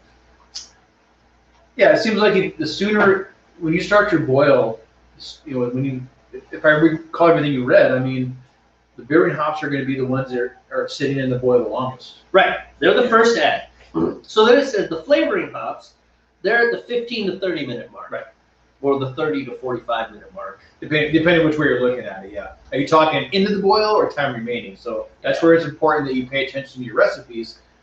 Or if you're doing your own thing, you document consistently whether you did it into the boil or the remaining time. Because if you get those confused, obviously you're going to change your schedule. And who knows, maybe accidentally you might create that great beer you want, but then all of a sudden you don't remember what you did. Or you realize later, oh no, I did it backwards, and then you don't quite remember what happened. And yeah, that's why documentation. Which we haven't been practicing what we preach, but we will. Oh, that's hot. We will. You don't have to practice what we preach because we've only done these. I know, right? It's like it's written. It's right there. What did we do? Well, last time we brought our wort to a boil and we added hot packet 1 at 60 minutes. Right. I mean, well, since we're going to experiment. And once we start experimenting, then we'll play around. Yeah. But like, if we wanted to be very accurate, we could say, okay, so we started our boil, we added the hot packets, we boiled it over, we ran around, we rinsed the sidewalk with a hose, and then we continued on. I don't think those steps are necessary. Probably not. We don't need to go that detailed. I hear a car door sign. I think someone's here. That's all right. They'll be okay. All right. So, anyways, flavoring hops. And then 190. Should be getting there soon. Yeah. I think full on boil high, is by the way. 212. Full on boil. But I think rolling boil is probably right around 200 or so, maybe. Yeah, give or take. Well, it'll let us know. Right. We'll see it kind of start to roll a little bit. All right. So finally, the hop oils, and that's where we get our beer aromas. And so that one's easy. This one's going to have a lot of aroma, right? But we already know from experience that it's not going to be excessively hoppy. No. So I'm thinking those are going to boil off. Right. Or so not the hoppy. So we're going to get the aroma, but we're not going to get a lot of the flavors infused in there. So I think that if we did this beer and then added, let's say, the Citra hops, because I'm just interested in those. I think that's maybe they're a hype hop, like that guy said, Yeah, why not? But we're not going to know unless we try. If we don't, might as well experiment and see what we can do with these things. And then as we learn more about the different types of hops, where they're from, and how they affect the flavors, and we'll be better attuned to what's going to happen to the beer. Right now we just want to have some fun. So I like the idea of changing the hop schedule on this batch later, on this kind of beer later. You want to do it with this one, or do you want to do it with the Kolsch? They taste kind of similar, actually. If you ask me, yeah, they were similar. I mean, they're both. Well, let's do it with the Kolsch then, because we haven't done the Kolsch twice. So yeah. So all right. We'll do the Kolsch. So in a month from now, we're gonna do a double batch of the Kolsch. Right. And we'll do strict recipe, just the way the thing says, and then throw Citra hops in at say 30 minutes. Let's do it. Yeah, and we'll just see what it tastes like. We'll start. That'll be our first point where we start documenting them. Yeah, because you're right. We'll document the times, we'll document the temperatures. That way we have some kind of record at least. Even as sloppy as I can get, I admit you are absolutely right. We need to write that down because you won't be able to replicate it. It's like, that's cool. How'd you do it? I have no idea. And I'll take the burden of documentation, okay? Good. You're good at that. You're much better at that than I am. All right. Well, I was looking at some like pre-made log sheets that you can use. You know, there's like by brewers for brewers type thing. I've seen those on Amazon, and I want to see if I can find some I can print myself actually for free. You know, just print my own. You can make up your own, dude. Yeah, you're right. I mean, think about this. This is not something. It's just a basic form. I could probably even build a little software package for it, but I just don't have the time. So I'm very artistic. I could do this for you. You want me to put little hop leaf borders all around it? Sure. We can do some. No, you don't. Real. I know how you are. You don't want that at all. Honestly, I wouldn't care. I think it'd be kind of fun. But the point is, yeah, I would like to use something, whether it's a standard. There's really no standard format. It's just whatever, how detailed you want to get. But I've noticed on the ones that you can buy online that they kind of follow a general format. You know, well, like section, what? ingredient section, gravities. You know, your original gravity, your finishing gravity. There's just little. It's like a form. You know? Okay, yeah, I get what you're saying. It's a pre-formatted form, which has, you know, the pertinent things that most brewers would use when they're documenting their. Right, so they're going even deeper than I'm thinking. Because right now, I'm just thinking of making sure we do the recipe the same, and then everything else is how does it taste. You know what I'm saying? Well, yeah, we definitely need to have tasting notes section in there. I mean, further on down the line, maybe it might be interesting. But here, you know, here's the thing. Here's the one thing I think is really important to remember, that it does not matter what your alcohol is. It doesn't matter what your IBUs are as far as a number or your gravities. What matters is the taste, you know? It's like, but it's perfect. It has all the same numbers. Yeah, but for some reason, this tastes bad. And that could be something as dumb as your water. You know, you change your water. There we go. We're kicking off. I'm gonna bring the temperature down a little bit. Okay, I need to connect, please. Connect again? For hot pack number 1. Yep, no, I got it. I understand, bud. Okay, thank you. Just bringing the temp down. I think let's take it off the heat and get it stirring, because I really don't want to have work all over your garage floor. Because outside we can just hose it off. In here we'd actually have to clean it up. I don't want to clean.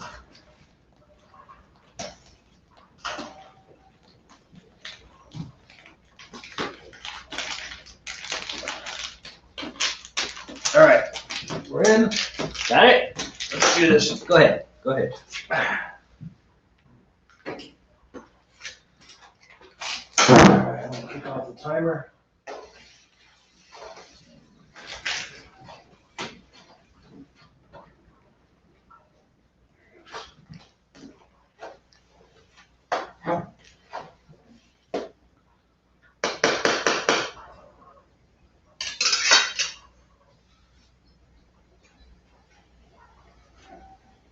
Oh, you can trim it.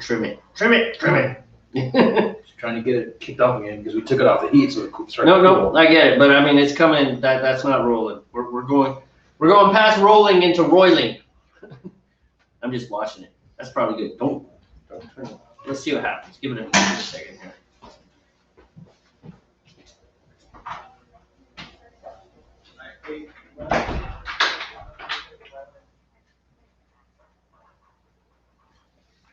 Getting close. Starting to bubble there in the middle. All the bubbling is happening in the center.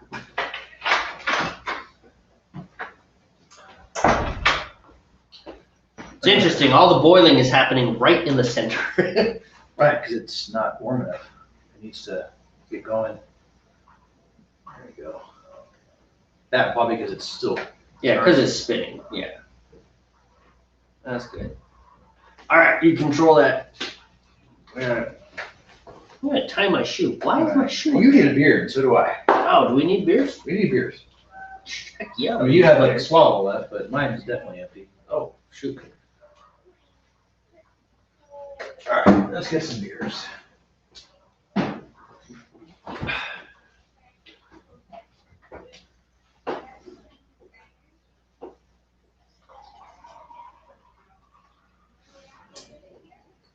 Starting to get there. It's definitely starting to. Did you start the timer? Yeah. Okay. Good deal.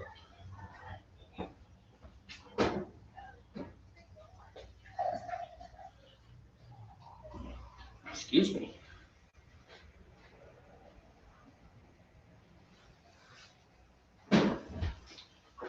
So anyways, that sounds like a good plan, man. Yeah, I agree. Add it at the 30-minute mark. Let's just start there, because 30 minutes is super easy. We start 30 minutes. Yeah, Bam. it's nice round. Dude, look at that. Look at that compared to the first ones we poured. Yeah, it's definitely. Check the difference. Bring it over here. They need to see this. It's starting to carbonate. The carbonation's starting to filter through now. Okay, so take a look. Take a look, friends. Look at this. Maybe I need to get closer. I can't see. Got a good head on it. Well, we're lagging. That's the problem. We'll hold it out there. So anyways, take a look at that. When we started today, Thank you. the very first one was just this little tiny thin foam on top. But now we got a good 1/2 inch of foam going on. This is good stuff. Yes, we are getting better at this. Right? Yes, this is good. It makes me feel good about myself. I still don't know why we're getting better, but we're getting better. I'm actually kind of jealous because you like just kind of hit it right out the gate. Oh, look at that. Yeah, it's definitely carbonated. Oh yeah, that's good. Well, that is not boiling. Yeah, maybe you should turn the heat up. I'm concerned. Oh, it'll boil. It's gonna boil, dude. We were there before. It'll get back there. It's moving, so it's not like. I don't think that's the end of the world, dude. No, I know. I just noticed it's not rolling like it was. It'll get there. It'll get there. All right, I gotta run inside real quick. Hey, let's move off of hops, and why don't you break out your magazine and let's talk about kegging and that stuff. Now that we're into the boil, or get the boil going properly, then we'll do that. Yeah, I want to get the boil going because it seems like we're off a little bit now, so that's all right. I don't think it's gonna screw anything up.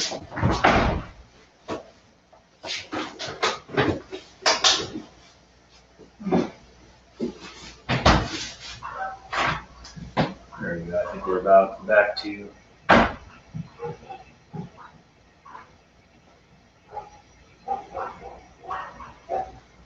There we go. Come on now.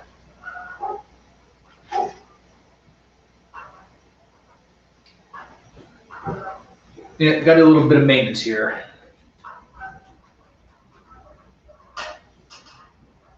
It seems like we were a couple minutes going, and we weren't boiling. Here we go. Got it back? It's starting to roll. It looks like it's rolling to me. All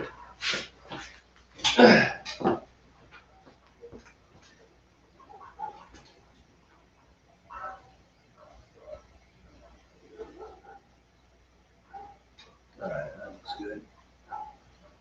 Let that one just continue on. Should be okay though.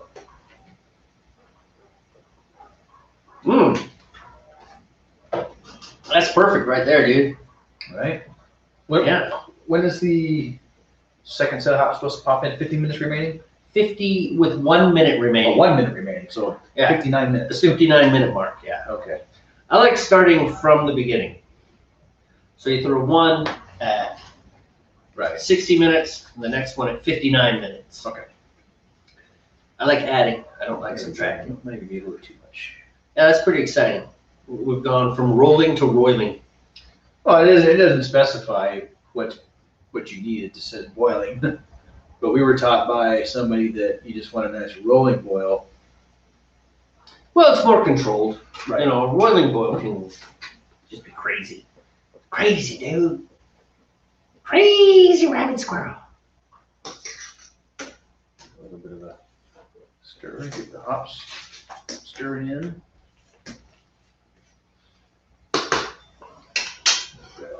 Sweet. All right, let that roll. Break out that magazine, dude. We're focusing. Eventually, he'll break out the magazine. Yes. All right. Remember, we got an hour, man. Before this is- Read slow. That's Lee. still boiling too much, man. I got it. Yeah, that is.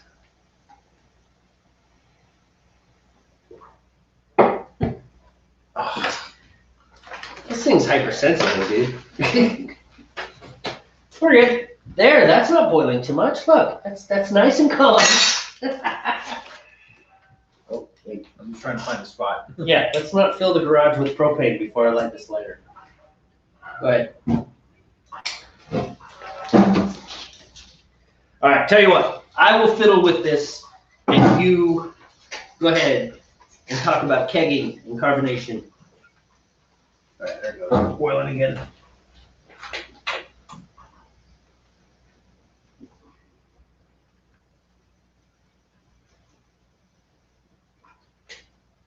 Why don't you turn it up a little bit, because it's not moving.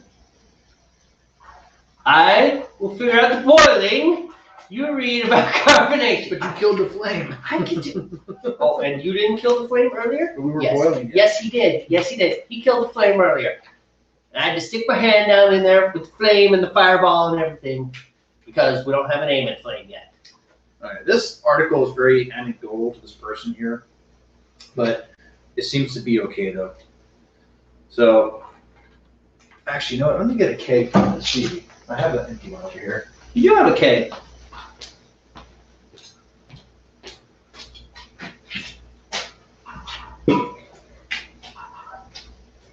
And I'll keep fiddling with the flame until we get a perfect rolling boil. Fear not. I can do this. Done this a few times. With you. All right. So this here is what they commonly refer to as a corny keg, and I can't see anything. Is it? Oh, just have faith. You're good. You're in front of the camera. You're good. It's okay. This is what they commonly refer to as a corny keg, which is short for Cornelius keg. You might recognize these from movie theaters or fast food joints because it's exactly what you might be thinking. It typically originally would hold soda. You know, they would fill these with soda, 5 gallons of soda, and that's what they would hook up to their systems for soft drinks. These are ideal for home brewers because it holds 5 gallons, and that's what a typical batch of homebrew makes is a 5 gallon batch. So that's why we use these things. There's two points on it. One is for pressurizing, and the other one is connected to a tube that extends the length of the keg. And then when it's pressurized, it just pushes your liquid out of it. And there's attachments you can get. These are quick disconnect. So you just pop it on and pop it off as necessary. Oh, A little pressurized. bit of pressure in here. The person who gave me this, after they cleaned them, they pressurized them just to prevent any kind of mold or anything from forming. So he did a good job. Just want to show you how it opens, if I can get it open. These are very tight. Probably because they made it forever and a day. This one's kind of tough. There we go.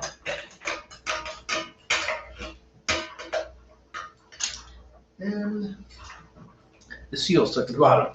Interesting. This is not happening very smoothly. All right, so you get this thing fixed. So this is what the lid looks like. It just goes inside the hole. The opening here goes inside there, like so. And then you just get it to seat evenly, and then you push this down in it, and then it locks it in place. There's a little relief valve on here, so if you have any pressure in there, you can take the pressure off of it. And of course, you have the seal. This thing here, these are replaceable if it wears out or deteriorates. Because like anything rubber, it's over time it's just gonna dry out and deteriorate. But they're easy to replace. I'm sure the price varies based off where you're at. And that's it. That's a basic Cornelius case. Here's what it looks like. And when we keg, we just run a siphon from the secondary carboy into this thing. And then we seal it up.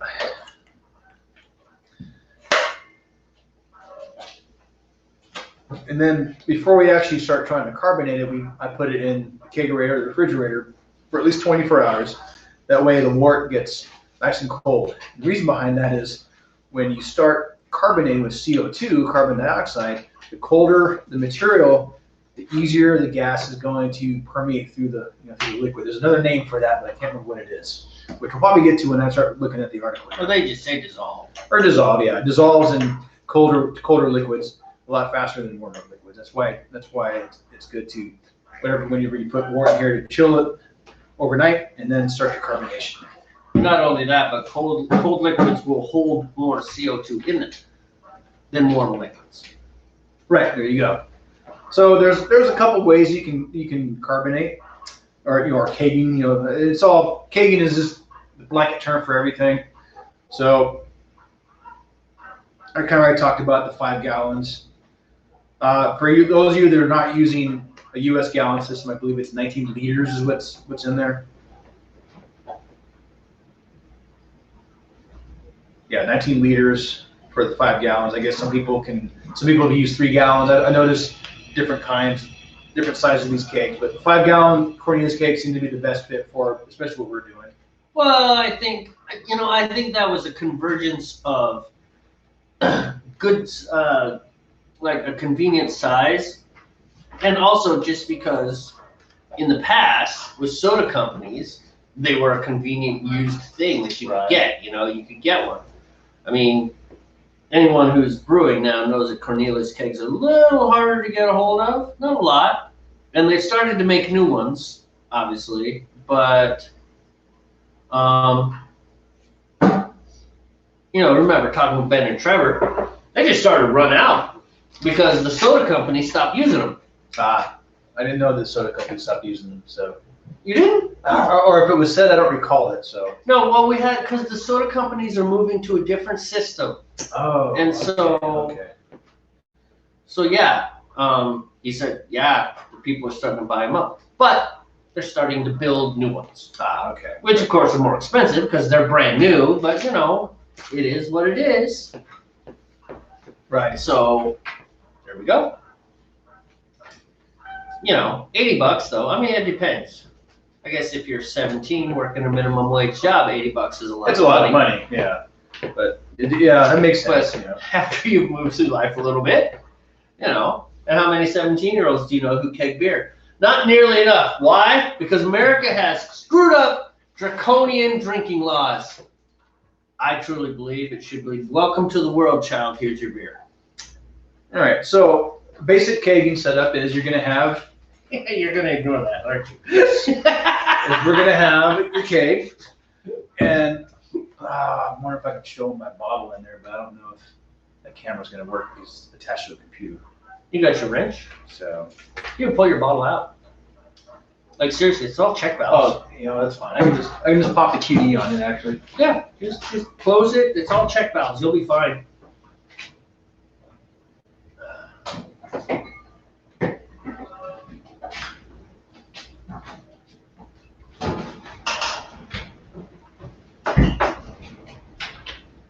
Sweet. Careful. It'll be bad. So here's my CO2 bottle. Let's not burn the hose. And this was just sitting. This is in my kegerator at the moment. We have the outlet pressure, which is this gauge here, so I know how much CO2 is actually coming out with this hose here. And then here's the actual bottle capacity, bottle pressure, which it looks like I'm going to need CO2 here pretty soon. However, because of the whole pressure and temperature and gas and volume, all those gas laws that you learn in physics, this one is not quite as useful until it really starts to drop. So I just know this because I keep mine in my kegerator. Yeah, that's what I do. And it sits in the red the whole time. And I just had to change mine yesterday. So I'm going to close this for now because I don't want to lose any more pressure, but I'm going to show you how easily this connects to the bottle, or to the keg, excuse me. My other keg I have marked, so I know which side has a tube on it. So in this case,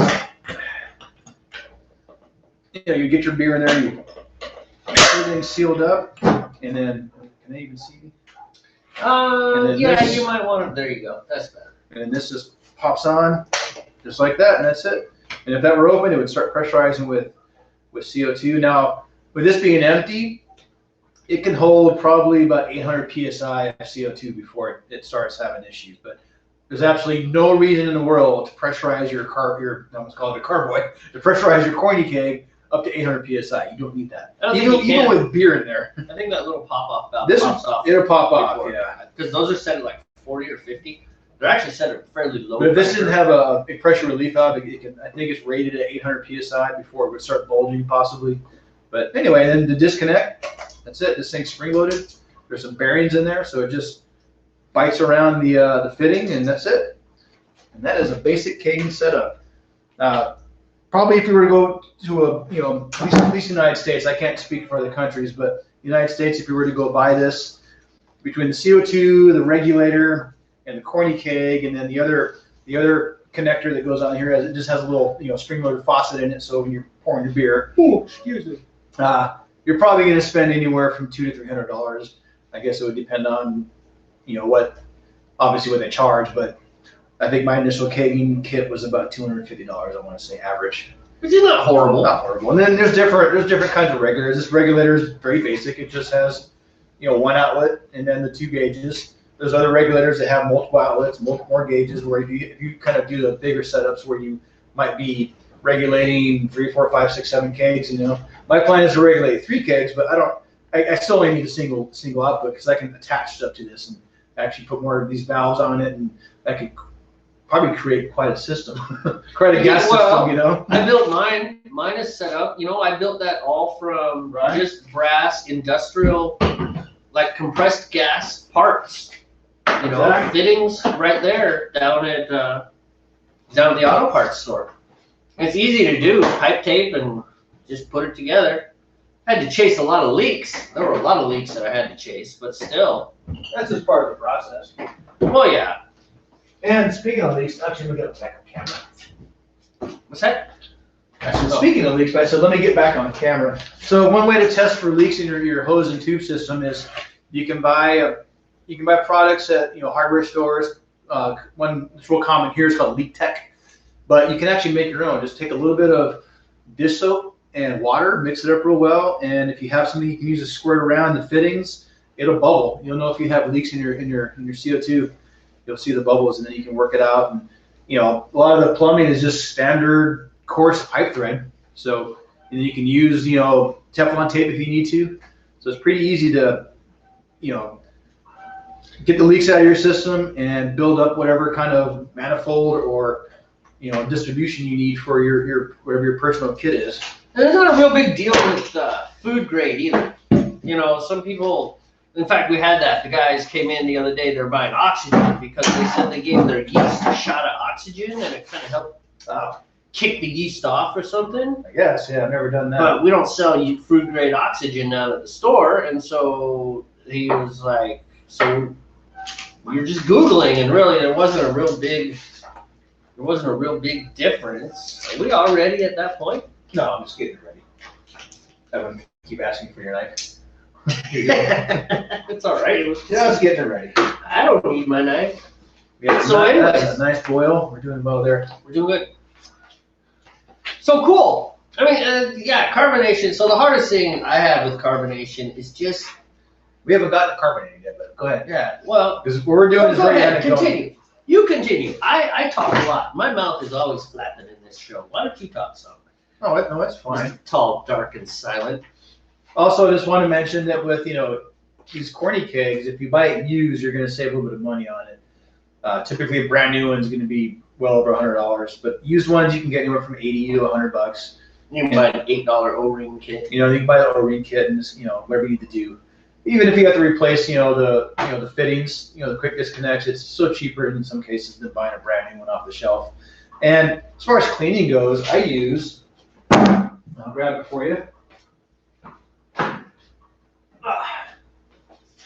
I use a product called 5-Star PBW, which I'm not sure what PBW means, but it's a safe, environmentally friendly cleaner. Known as the short name is ICP or CIP. Excuse me, ICP is an old group. Anyway, CIP for clean in place. And what I like to do is just you read the instructions, you use the ratio to to water instructions and be quiet. I'm used. And you know, chug a little beer. maybe about 45 minutes, your keg is ready to be used. You know, it rinses very cleanly, very easily. This little was about a pound or so in here. I want to say I don't remember what it cost, but it's not that expensive. You can use other methods like dish soap, or even I don't know if you really want to bleach your keg like you would a carboy. You could. But I guess you could do it, but you just got to make sure that you really put an effort into that rinsing. Well, steel is not that porous. I mean, and if it was cast iron, geez, Right. or any cast metal, you'd want to be careful. But steel or So what I like to do is fill the keg up about a little over halfway, about 3 gallons worth of water, and I'll dissolve whatever the ratio is to. I think it's 3/4 of an ounce to a gallon of water for kegs and stuff, as per the instructions. And then I'll shake it up real well, get it mixed up, and then I'll turn it upside down, and I'll let that sit for about 20 minutes. And then I'll shake it up some more, and then I'll set it right up for about another 20 minutes or so, and then I'll empty it all out. But I will actually pressurize my keg and run that stuff through the faucet, the hose, the output faucet, so that my whatever beer went through there before is cleaned up, because the water's going to be warm. And then I'll start running, I'll depressurize it, and then I'll run a bunch of warm water through it for quite a few rinses, and then through the hose and tube, and it just kind of cleans everything out in one setting instead of having to do it in multiple parts. And at that point, you're ready to put your wort in there. Now, for carbonation, though, I mentioned earlier that it's good to get your wort cold before you start trying to introduce the CO2. But we're going to talk about a couple different methods of carbonating beer. So at this point, our wort's been in the refrigerator. It's been 24 hours. Now it's time to carbonate. We got a fresh bottle full of CO2. Let's do this. So there's a couple of different ways. Wait. Go ahead. You need a beer? No. Calling Nurse Steve. Oh. What the heck, man? I've been talking too. That's okay. You don't have to catch up. It's not a competition. It's a competition. So there's no,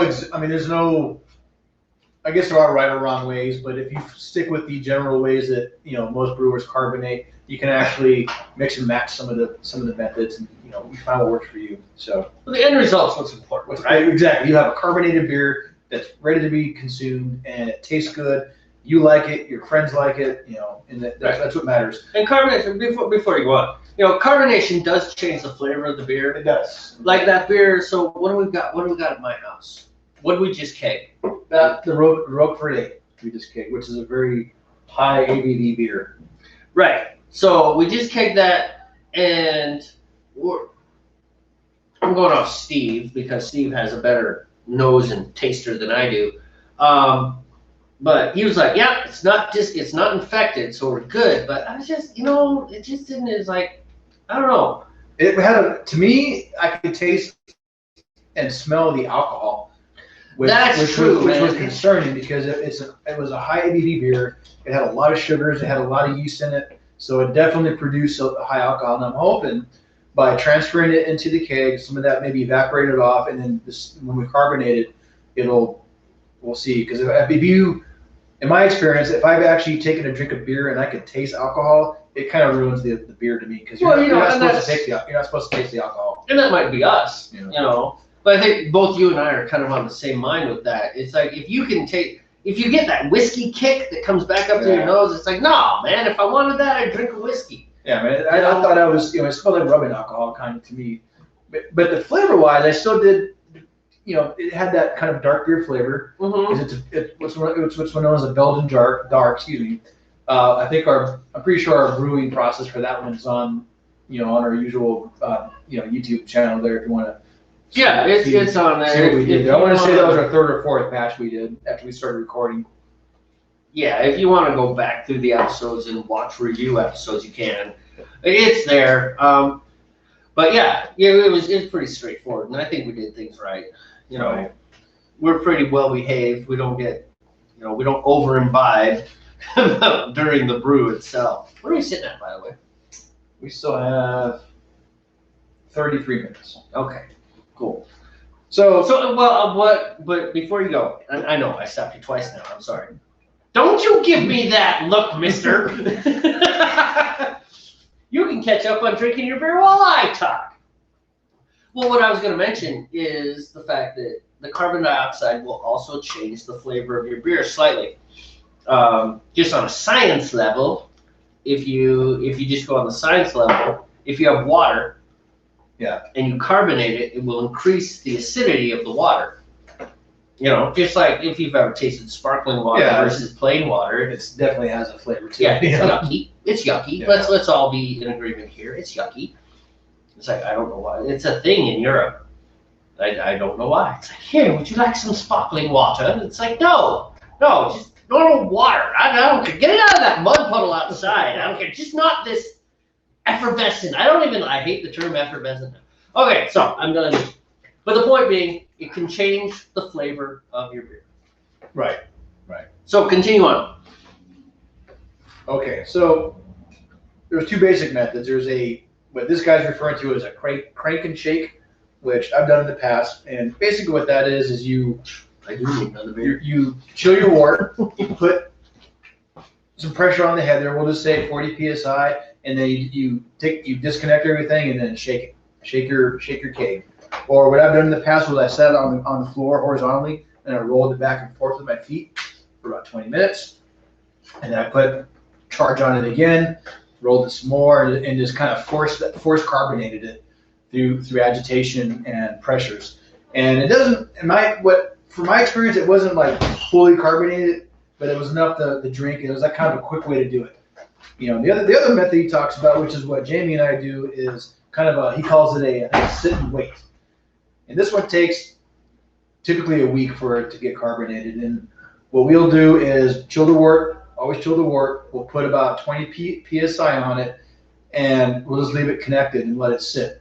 And then 24 hours later, take it down to maybe 15 or 12, depending where you want to go. Some people like to serve at 12. Some people serve a little bit higher.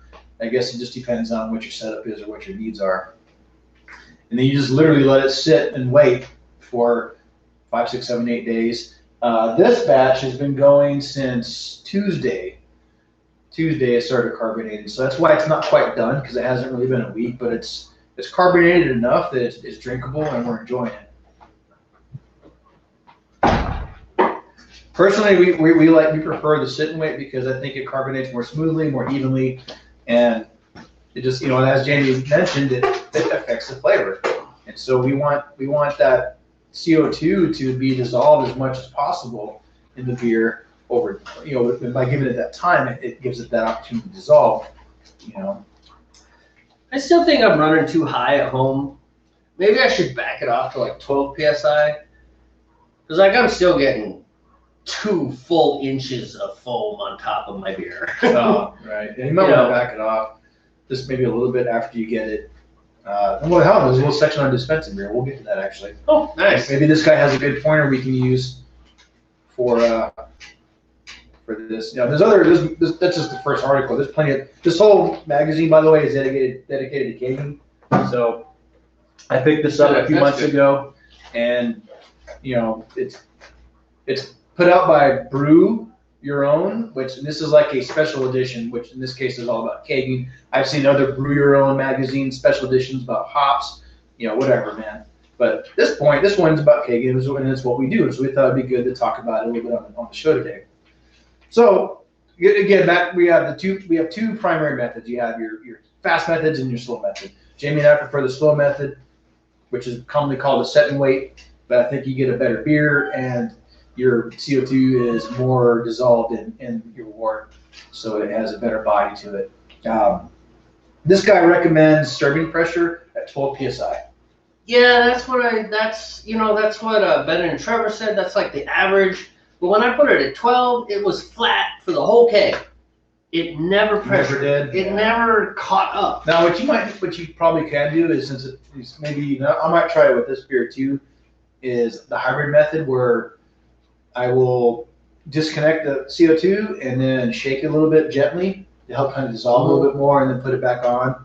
It's so we're doing a hybrid crank and shake, and and a set and weight, which might be even give it better distribution, so that you can crank it down to, I guess will be opposite cranking, lowering it down to Right. about 12 psi, just to get the recommendation. Well, sure, but I don't know. I think we're drinking our own beer, right? We're not selling this. We're not in a bar, No. right? No. And so we're not wasting it. Yeah, so I'm happy, but it's just one of those interesting things because maybe I'll try going back down to 12. Maybe I should, because one thing we discussed is we don't know how good those gauges are that I have.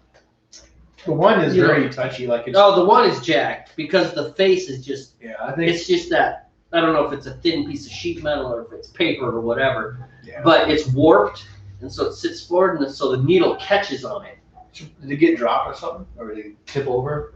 Because that's usually what happened. I know that's what happened to the. Well, the one gauge busted. Yeah, that's what happened to me when that bottle was at my house. Ooh. Okay, put it on the table. I did burn my hand hot. Okay, keep this here. Look at that. Wow. That's what Bailey was trying to give you. Oh. Yeah, but she didn't want to mess with it. When you like the things go away, that's what I was trying to tell you. All right, well, We're good. We might have to transition topics here in a minute. How warm is that? That is super warm. Going to get tits. Yeah, Bye. I didn't hear the. So we might have a problem. No, I think we'll be okay. Just really activated. I'll tell you how warm it is here in a second.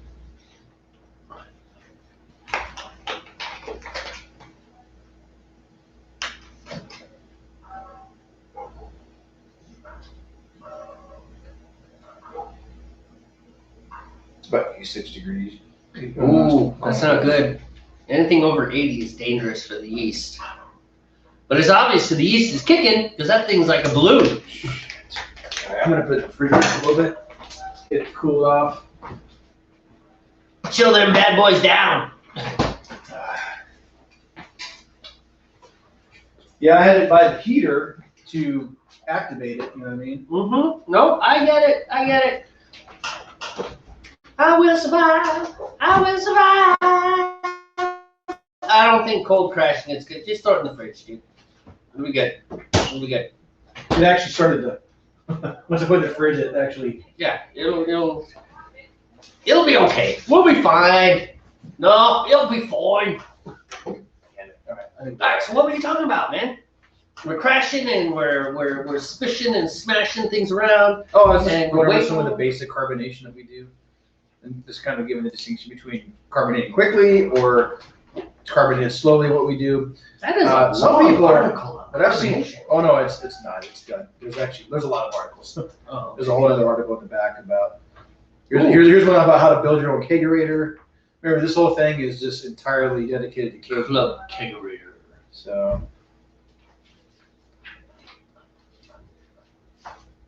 How to make boxes, just different things you can do for your keg cleaner setup. I mean, there's tons of information in this magazine. Sweet. So there was a carbonation table in here too.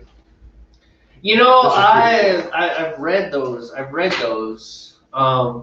And different beers are carbonated at different levels. Right. Certain beers are fuzzier than other beers. Like these dark beers that we're drinking are actually not typically a super highly carbonated beer.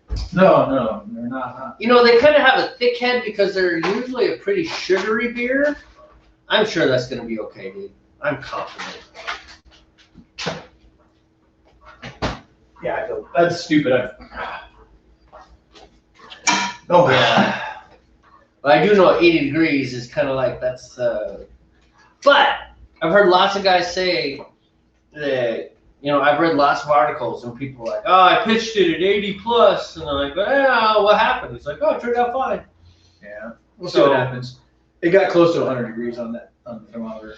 Oh yeah, that's pretty close. The yeast is probably not happy. No, but that's why I put it in there, put it in the refrigerator to cool it off. We'll see what happens, man. It's not the end of the world.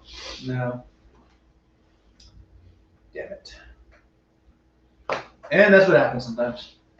I could run down to Terry's. Yeah, but it has it. You know, you always pop your yeast. You know, about 3 hours before you use it. Mm-hmm. Does your wife have any bread yeast? We could try that. Yeah. This will be an interesting Terry's batch closed. of beer. Oh, he's not open on Sundays? No. That's good. I actually don't believe in people being open on Sundays. I think everybody should be closed on Sundays. You know what you should do on We've Sunday? got 20 minutes left in the boil anyway, which means it's 22 minutes, but soon we're gonna need to put the second hop in there too. On Sundays, you should brew your own beer. Everybody in America, just take it easy. No restaurants, no nothing. Just go brew your own beer. Brew your own.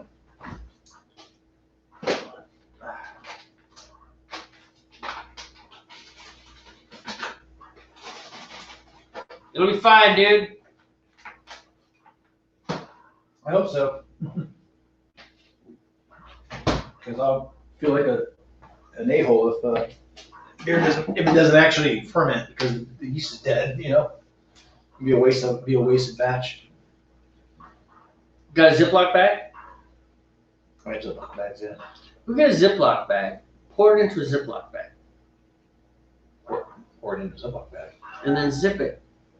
If the Ziploc bag puffs, the yeast is still kicking. And if you get the yeast in there when it's nice and cold, the yeast will, because yeast multiplies, it breeds, right? So seriously, go get a Ziploc bag. Pour it into the Ziploc bag and close the bag tight, right? We can do this on camera. Well, now we're taking a chance of getting it infected, you know, and then getting bacteria on it. Hey, we're rolling the dice either way, right? We're rolling the dice either way.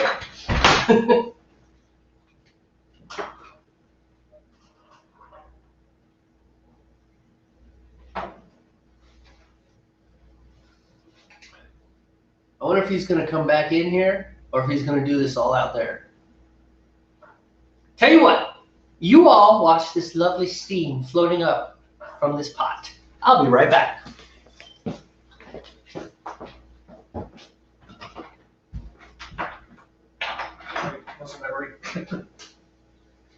Dude, I think we'll be fine. But I think this is a little safer than what because don't worry about it, man. Life happens. Well, let me try to clean this a little bit. You have any star sand? No, but I have bleach water in a bucket right now. Yeah, but do you want to put bleach water inside this bag?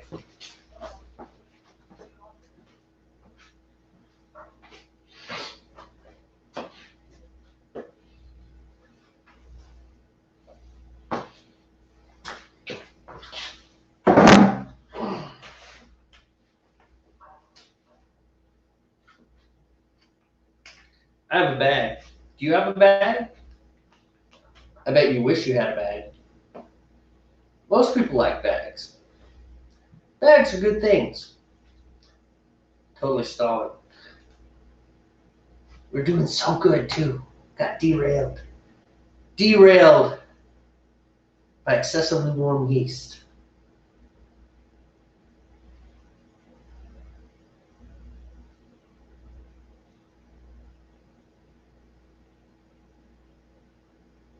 All right, I'm gonna be right back again.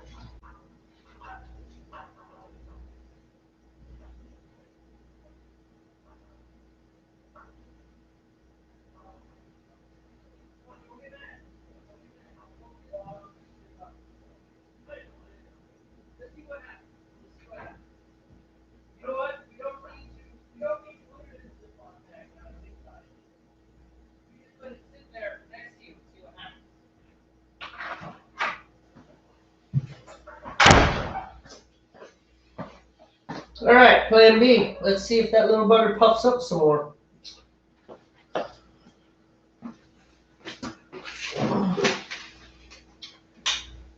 So, I guess it's worth noting that yeast doesn't like high temperatures. It dies right around 80 degrees, and that bag went up to about 100 degrees.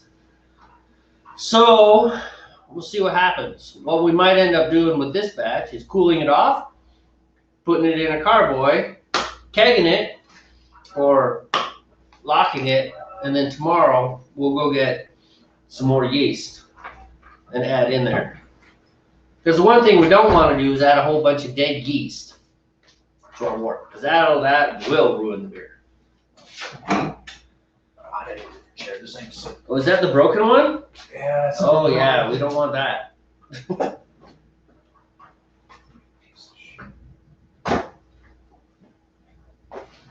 How's that?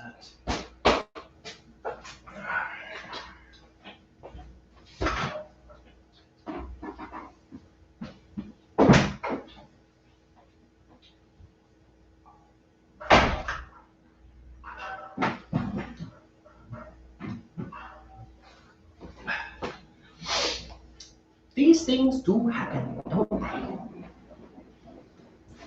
Really wish they didn't, to be honest.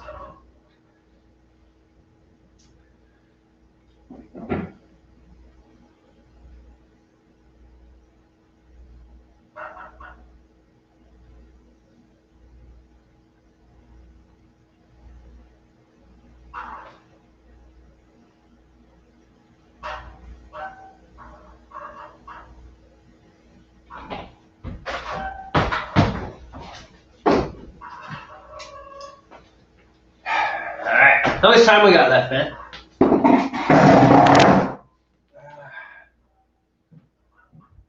15 minutes and 30 seconds, so we're about ready for these hops.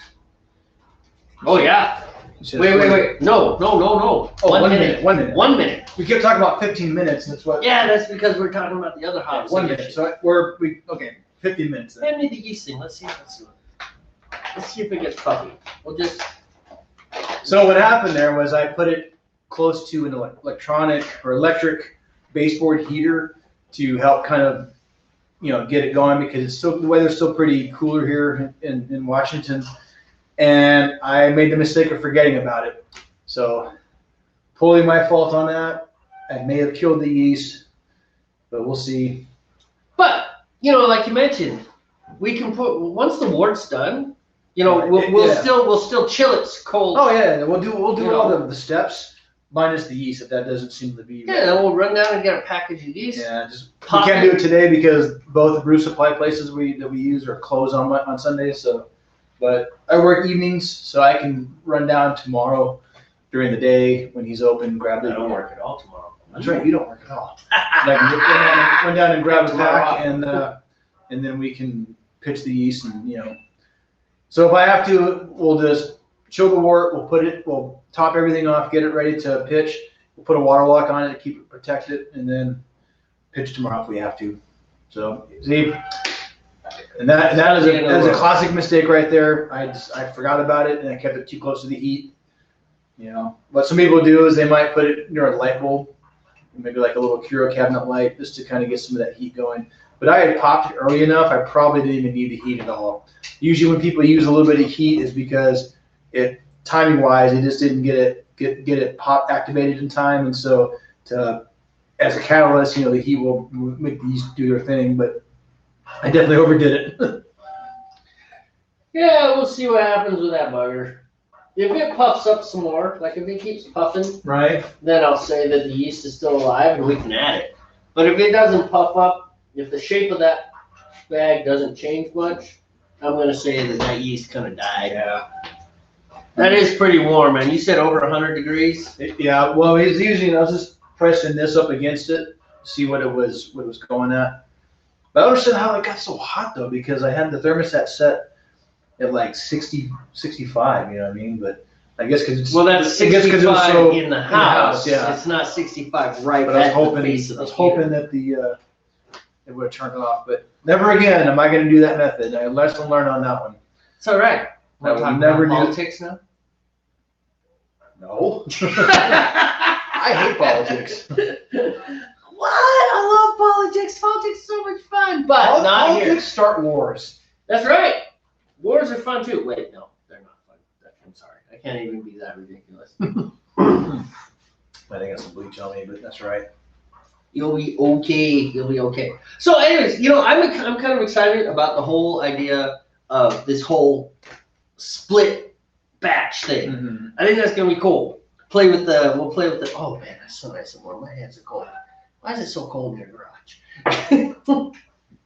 Because it's a garage, and why the heck would you heat a garage? I guess some people heat their garages, but Why? they have insulated doors and stuff. But I don't know. This seems a little excessive, man. I don't feel like I need to heat a garage, especially when the weather is typically nice. Especially when we're coming on mid-late spring now. Summer's coming up. So Actually, it's beginning spring. it's going to be Not you're even right. You're close right. to Yeah, it's mid. only been a few. Think only been a about couple it. weeks. 21st isn't the 21st, 20th? Isn't that the first day of Yeah. spring? We're only on what's today? 28th. Yeah. 28th. Wow. Where am I been? I thought it was later. You- I thought it was later in the season. We do not need to be older than we are, dude. I know, right? So never mind. Slow down. It is the start of spring, which is still pretty cool for this part of the United States. Yeah, well, we live in kind of a cool chunk of the U.S. anyways. I mean, even during the dead of summer, I think 85 is 85 is a horribly sweltering day here, which is Oh, I'm dying. average temperature is about 78 degrees during the summer. So this is definitely, a little cooler when it's not summer. So, and that's why I try to speed up the yeast a little bit by putting it close to the heater. So, which I've done in the past, and I made the mistake of forgetting about it. Usually what I would do is set it close to the heater for about an hour, and then I just put it on the counter or whatever and let it finish its yeast thing. But then I just got distracted and forgot all about it. And my poor daughter was trying to tell me what was up, and I shoot her away. So anyway, whatever. We'll see what happens, and if it's dead, it's dead. Like I said, it's not a big deal. We throw the wort into the primary, and then we wait, and then when the wort Speaking of, I think I need to get the bucket set up so that we have everything ready. bucket. Oh, the wort chiller, right? Wort chiller. We're gonna use a wort chiller today. This is exciting because we got this thing. How long ago did we get this thing? A month or two ago. A month, 6 weeks ago. I'm not going to do the ice thing, but that's all right. I don't think you have So our wort chiller it has two stages. This is the initial stage, which is not going to go into the boil. This will just go in this bucket. And in this bucket, I'm going to have ice cold water in there. This is going to be hooked up to my hose outside, my garden hose. Did you get an adapter? I did. Who sold this to you? Ace Hardware. Very nice of them. What did they sell you? That looks like pipe thread. It is. Double pipe thread to a table? Well, yeah, this is just. Well, don't undo it. That's fine. That's fine. This is just a union. Uh-huh. Whoa. So that's all you did, just unioned in, huh? Union Sweet. in. Put it back together. I know how pipe thread works. I deal with it every day. So, yep, that's all it is. Pretty basic. The other part of it is on my kitchen counter because I sanitized it to get it ready to go in there. But it looks very similar to this. It's just a little bit more coily and has an inner and outer coil. But this end's going to hook up to my garden hose, and then the other chiller, which is going to actually be submerged into the wort. It has two hose ends on it. One hose is just going to be a dump. It's going to go in the sink, or in this case, probably in the garden. Whereas the other hose is going to hook up to this. So when this goes to the ice cold water, it initially chills it, and then it goes into the wort, which is going to rapidly chill it down. Ideally, we would fill this bucket with ice and water, but we didn't get any ice, and the temperature's so cool enough. I think it'll still chill pretty rapidly. So. I agree with you. Now when we start brewing in the summer, yeah, we'll probably definitely want to pick up a bag of ice before we start, and then Or route it deep underground. or We could. Just saying. and then we'll fill this with ice water as an initial stage, and then the ice water. Or we will could go put the from whole thing in the bucket and freeze the entire bucket. there. We could. That would be interesting, I think. That would be. because that would definitely bring some ice cold water through It there. would be icy. So, I like this idea. Let's do this. Of course, water expands. when it 7.5 freezes. minutes. 7.5 minutes? Woo! 7.5 minutes. I don't have time. Why are you? Do you have a wrench? I do. I just didn't wrench it on. I don't think I need to wrench it on. Not for water pressure. You should be okay. Basic water. PSI. It might leak a little. Well, All right. 50 PSI or something. I'm not worried about if it leaks. It's not like it's gonna get sticky. Right. All right. So now wait a minute. We're coming in this end No. Come in this way. from the hose outside. Hose will hook up here, go through the coil, comes out here. This is what's going to go into the actual, Right, and that hooks to the secondary chiller. the second chiller. Yeah. Second chiller goes in here. Second chiller goes in there, and then there's Water goes around. and then there's just a tube And it that's goes going to back eject it out, and we're just going to We're let just that. gonna go out through this window here. No, we're going to take it outside. We're gonna move all of this outside. Are they gonna get to see this amazing chilling? Probably not, Oh, okay. because I have nowhere to put the water. I'm sorry. We will figure this out in the future. In the Maybe future, we're if we gonna ever have a actually whole- get more than one camera, then we could probably. Do That's that. a brilliant idea. We need a camera that we can move around, so either has a really long cord or just connects wirelessly. I agree with you. So that we can take our Our adoring fans, fans. Yeah, I was trying to think of, should I say audience? audience works too. We're not on stage. We're not, Anyway, but anybody it's who's watching still an this, we audience. want to be able to have a handheld camera that we can move around so that you can get better shots of what we're doing. we should buy, and even this camera. So this is an old school camera. It'd be nice to get a higher resolution camera. Cause yeah, true. Yeah, higher resolution, mobile, so that we can Well, or just more than one, so you can, right. and then click over things. take that way we can take the audience with us to show them how we're gonna actually show the wart. Dude, you did. What? Seriously. Oh. Why does it not? It's like it's not sealing all the way. Why did you just spill beer all over the floor? It's like, hey, look! That's just like what happens at my house. 2 inches ahead. What'd you do? Oh, you did that thing. Yeah. Oh, you're going over. You better suck it off there. It's going over. It's going over. No, it's not. It's going over. Oh, it didn't go over. You're amazing. Nice. Well done, sir. I'm very Nice. impressed. I am very impressed. Of course, you did spill beer all over the floor, which probably means you have to beat yourself 10 times. I will flog myself. All right, later though, not now. I'm gonna flog myself twice. Once for spilling a bit of beer, and twice for screwing up the yeast, very likely. I gotta tell you, I think the yeast is not recovering. Yeah, that hasn't done.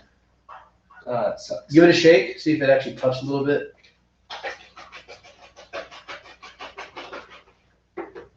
If it should puff up when you shake it.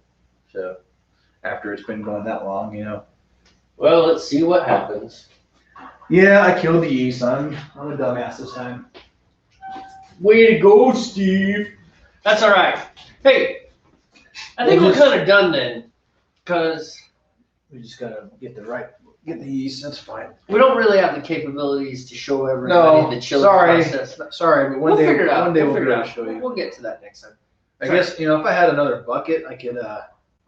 No, well, what we need is another camera or a longer hose, because we just need a way to get the water. Because the other out bucket of the has garage. is sanitizing like our funnel and our water locks and all that stuff. So, but yeah, you're right. We just need another camera. So hey, I thought that was a good broadcast, man. That was a good job. Yeah. Sorry, I screwed up the yeast for y'all. A little bit of crash and burn at the end, But but hopefully, maybe some of you guys that are new or thinking about getting into home brewing, you got to remember to take care of your yeast because yeah, don't keep it too close to a heat source for too long. maybe don't heat it up to 100 plus degrees. All right, hey. So for those of you, so there were 16 viewers today. Wow. Yeah, I'm happy about that. That's pretty cool. I mean, nobody made any comments, but that's okay. Make comments in the future. You folks, make comments in the future. So for those of you who are watching this on some sort of replay, thank you for watching. Hey, we're glad you're here. We are just a couple guys. We like beer, and And you should too. all right. So you take care of yourselves. we'll see you in a couple weeks. We're gonna brew another beer.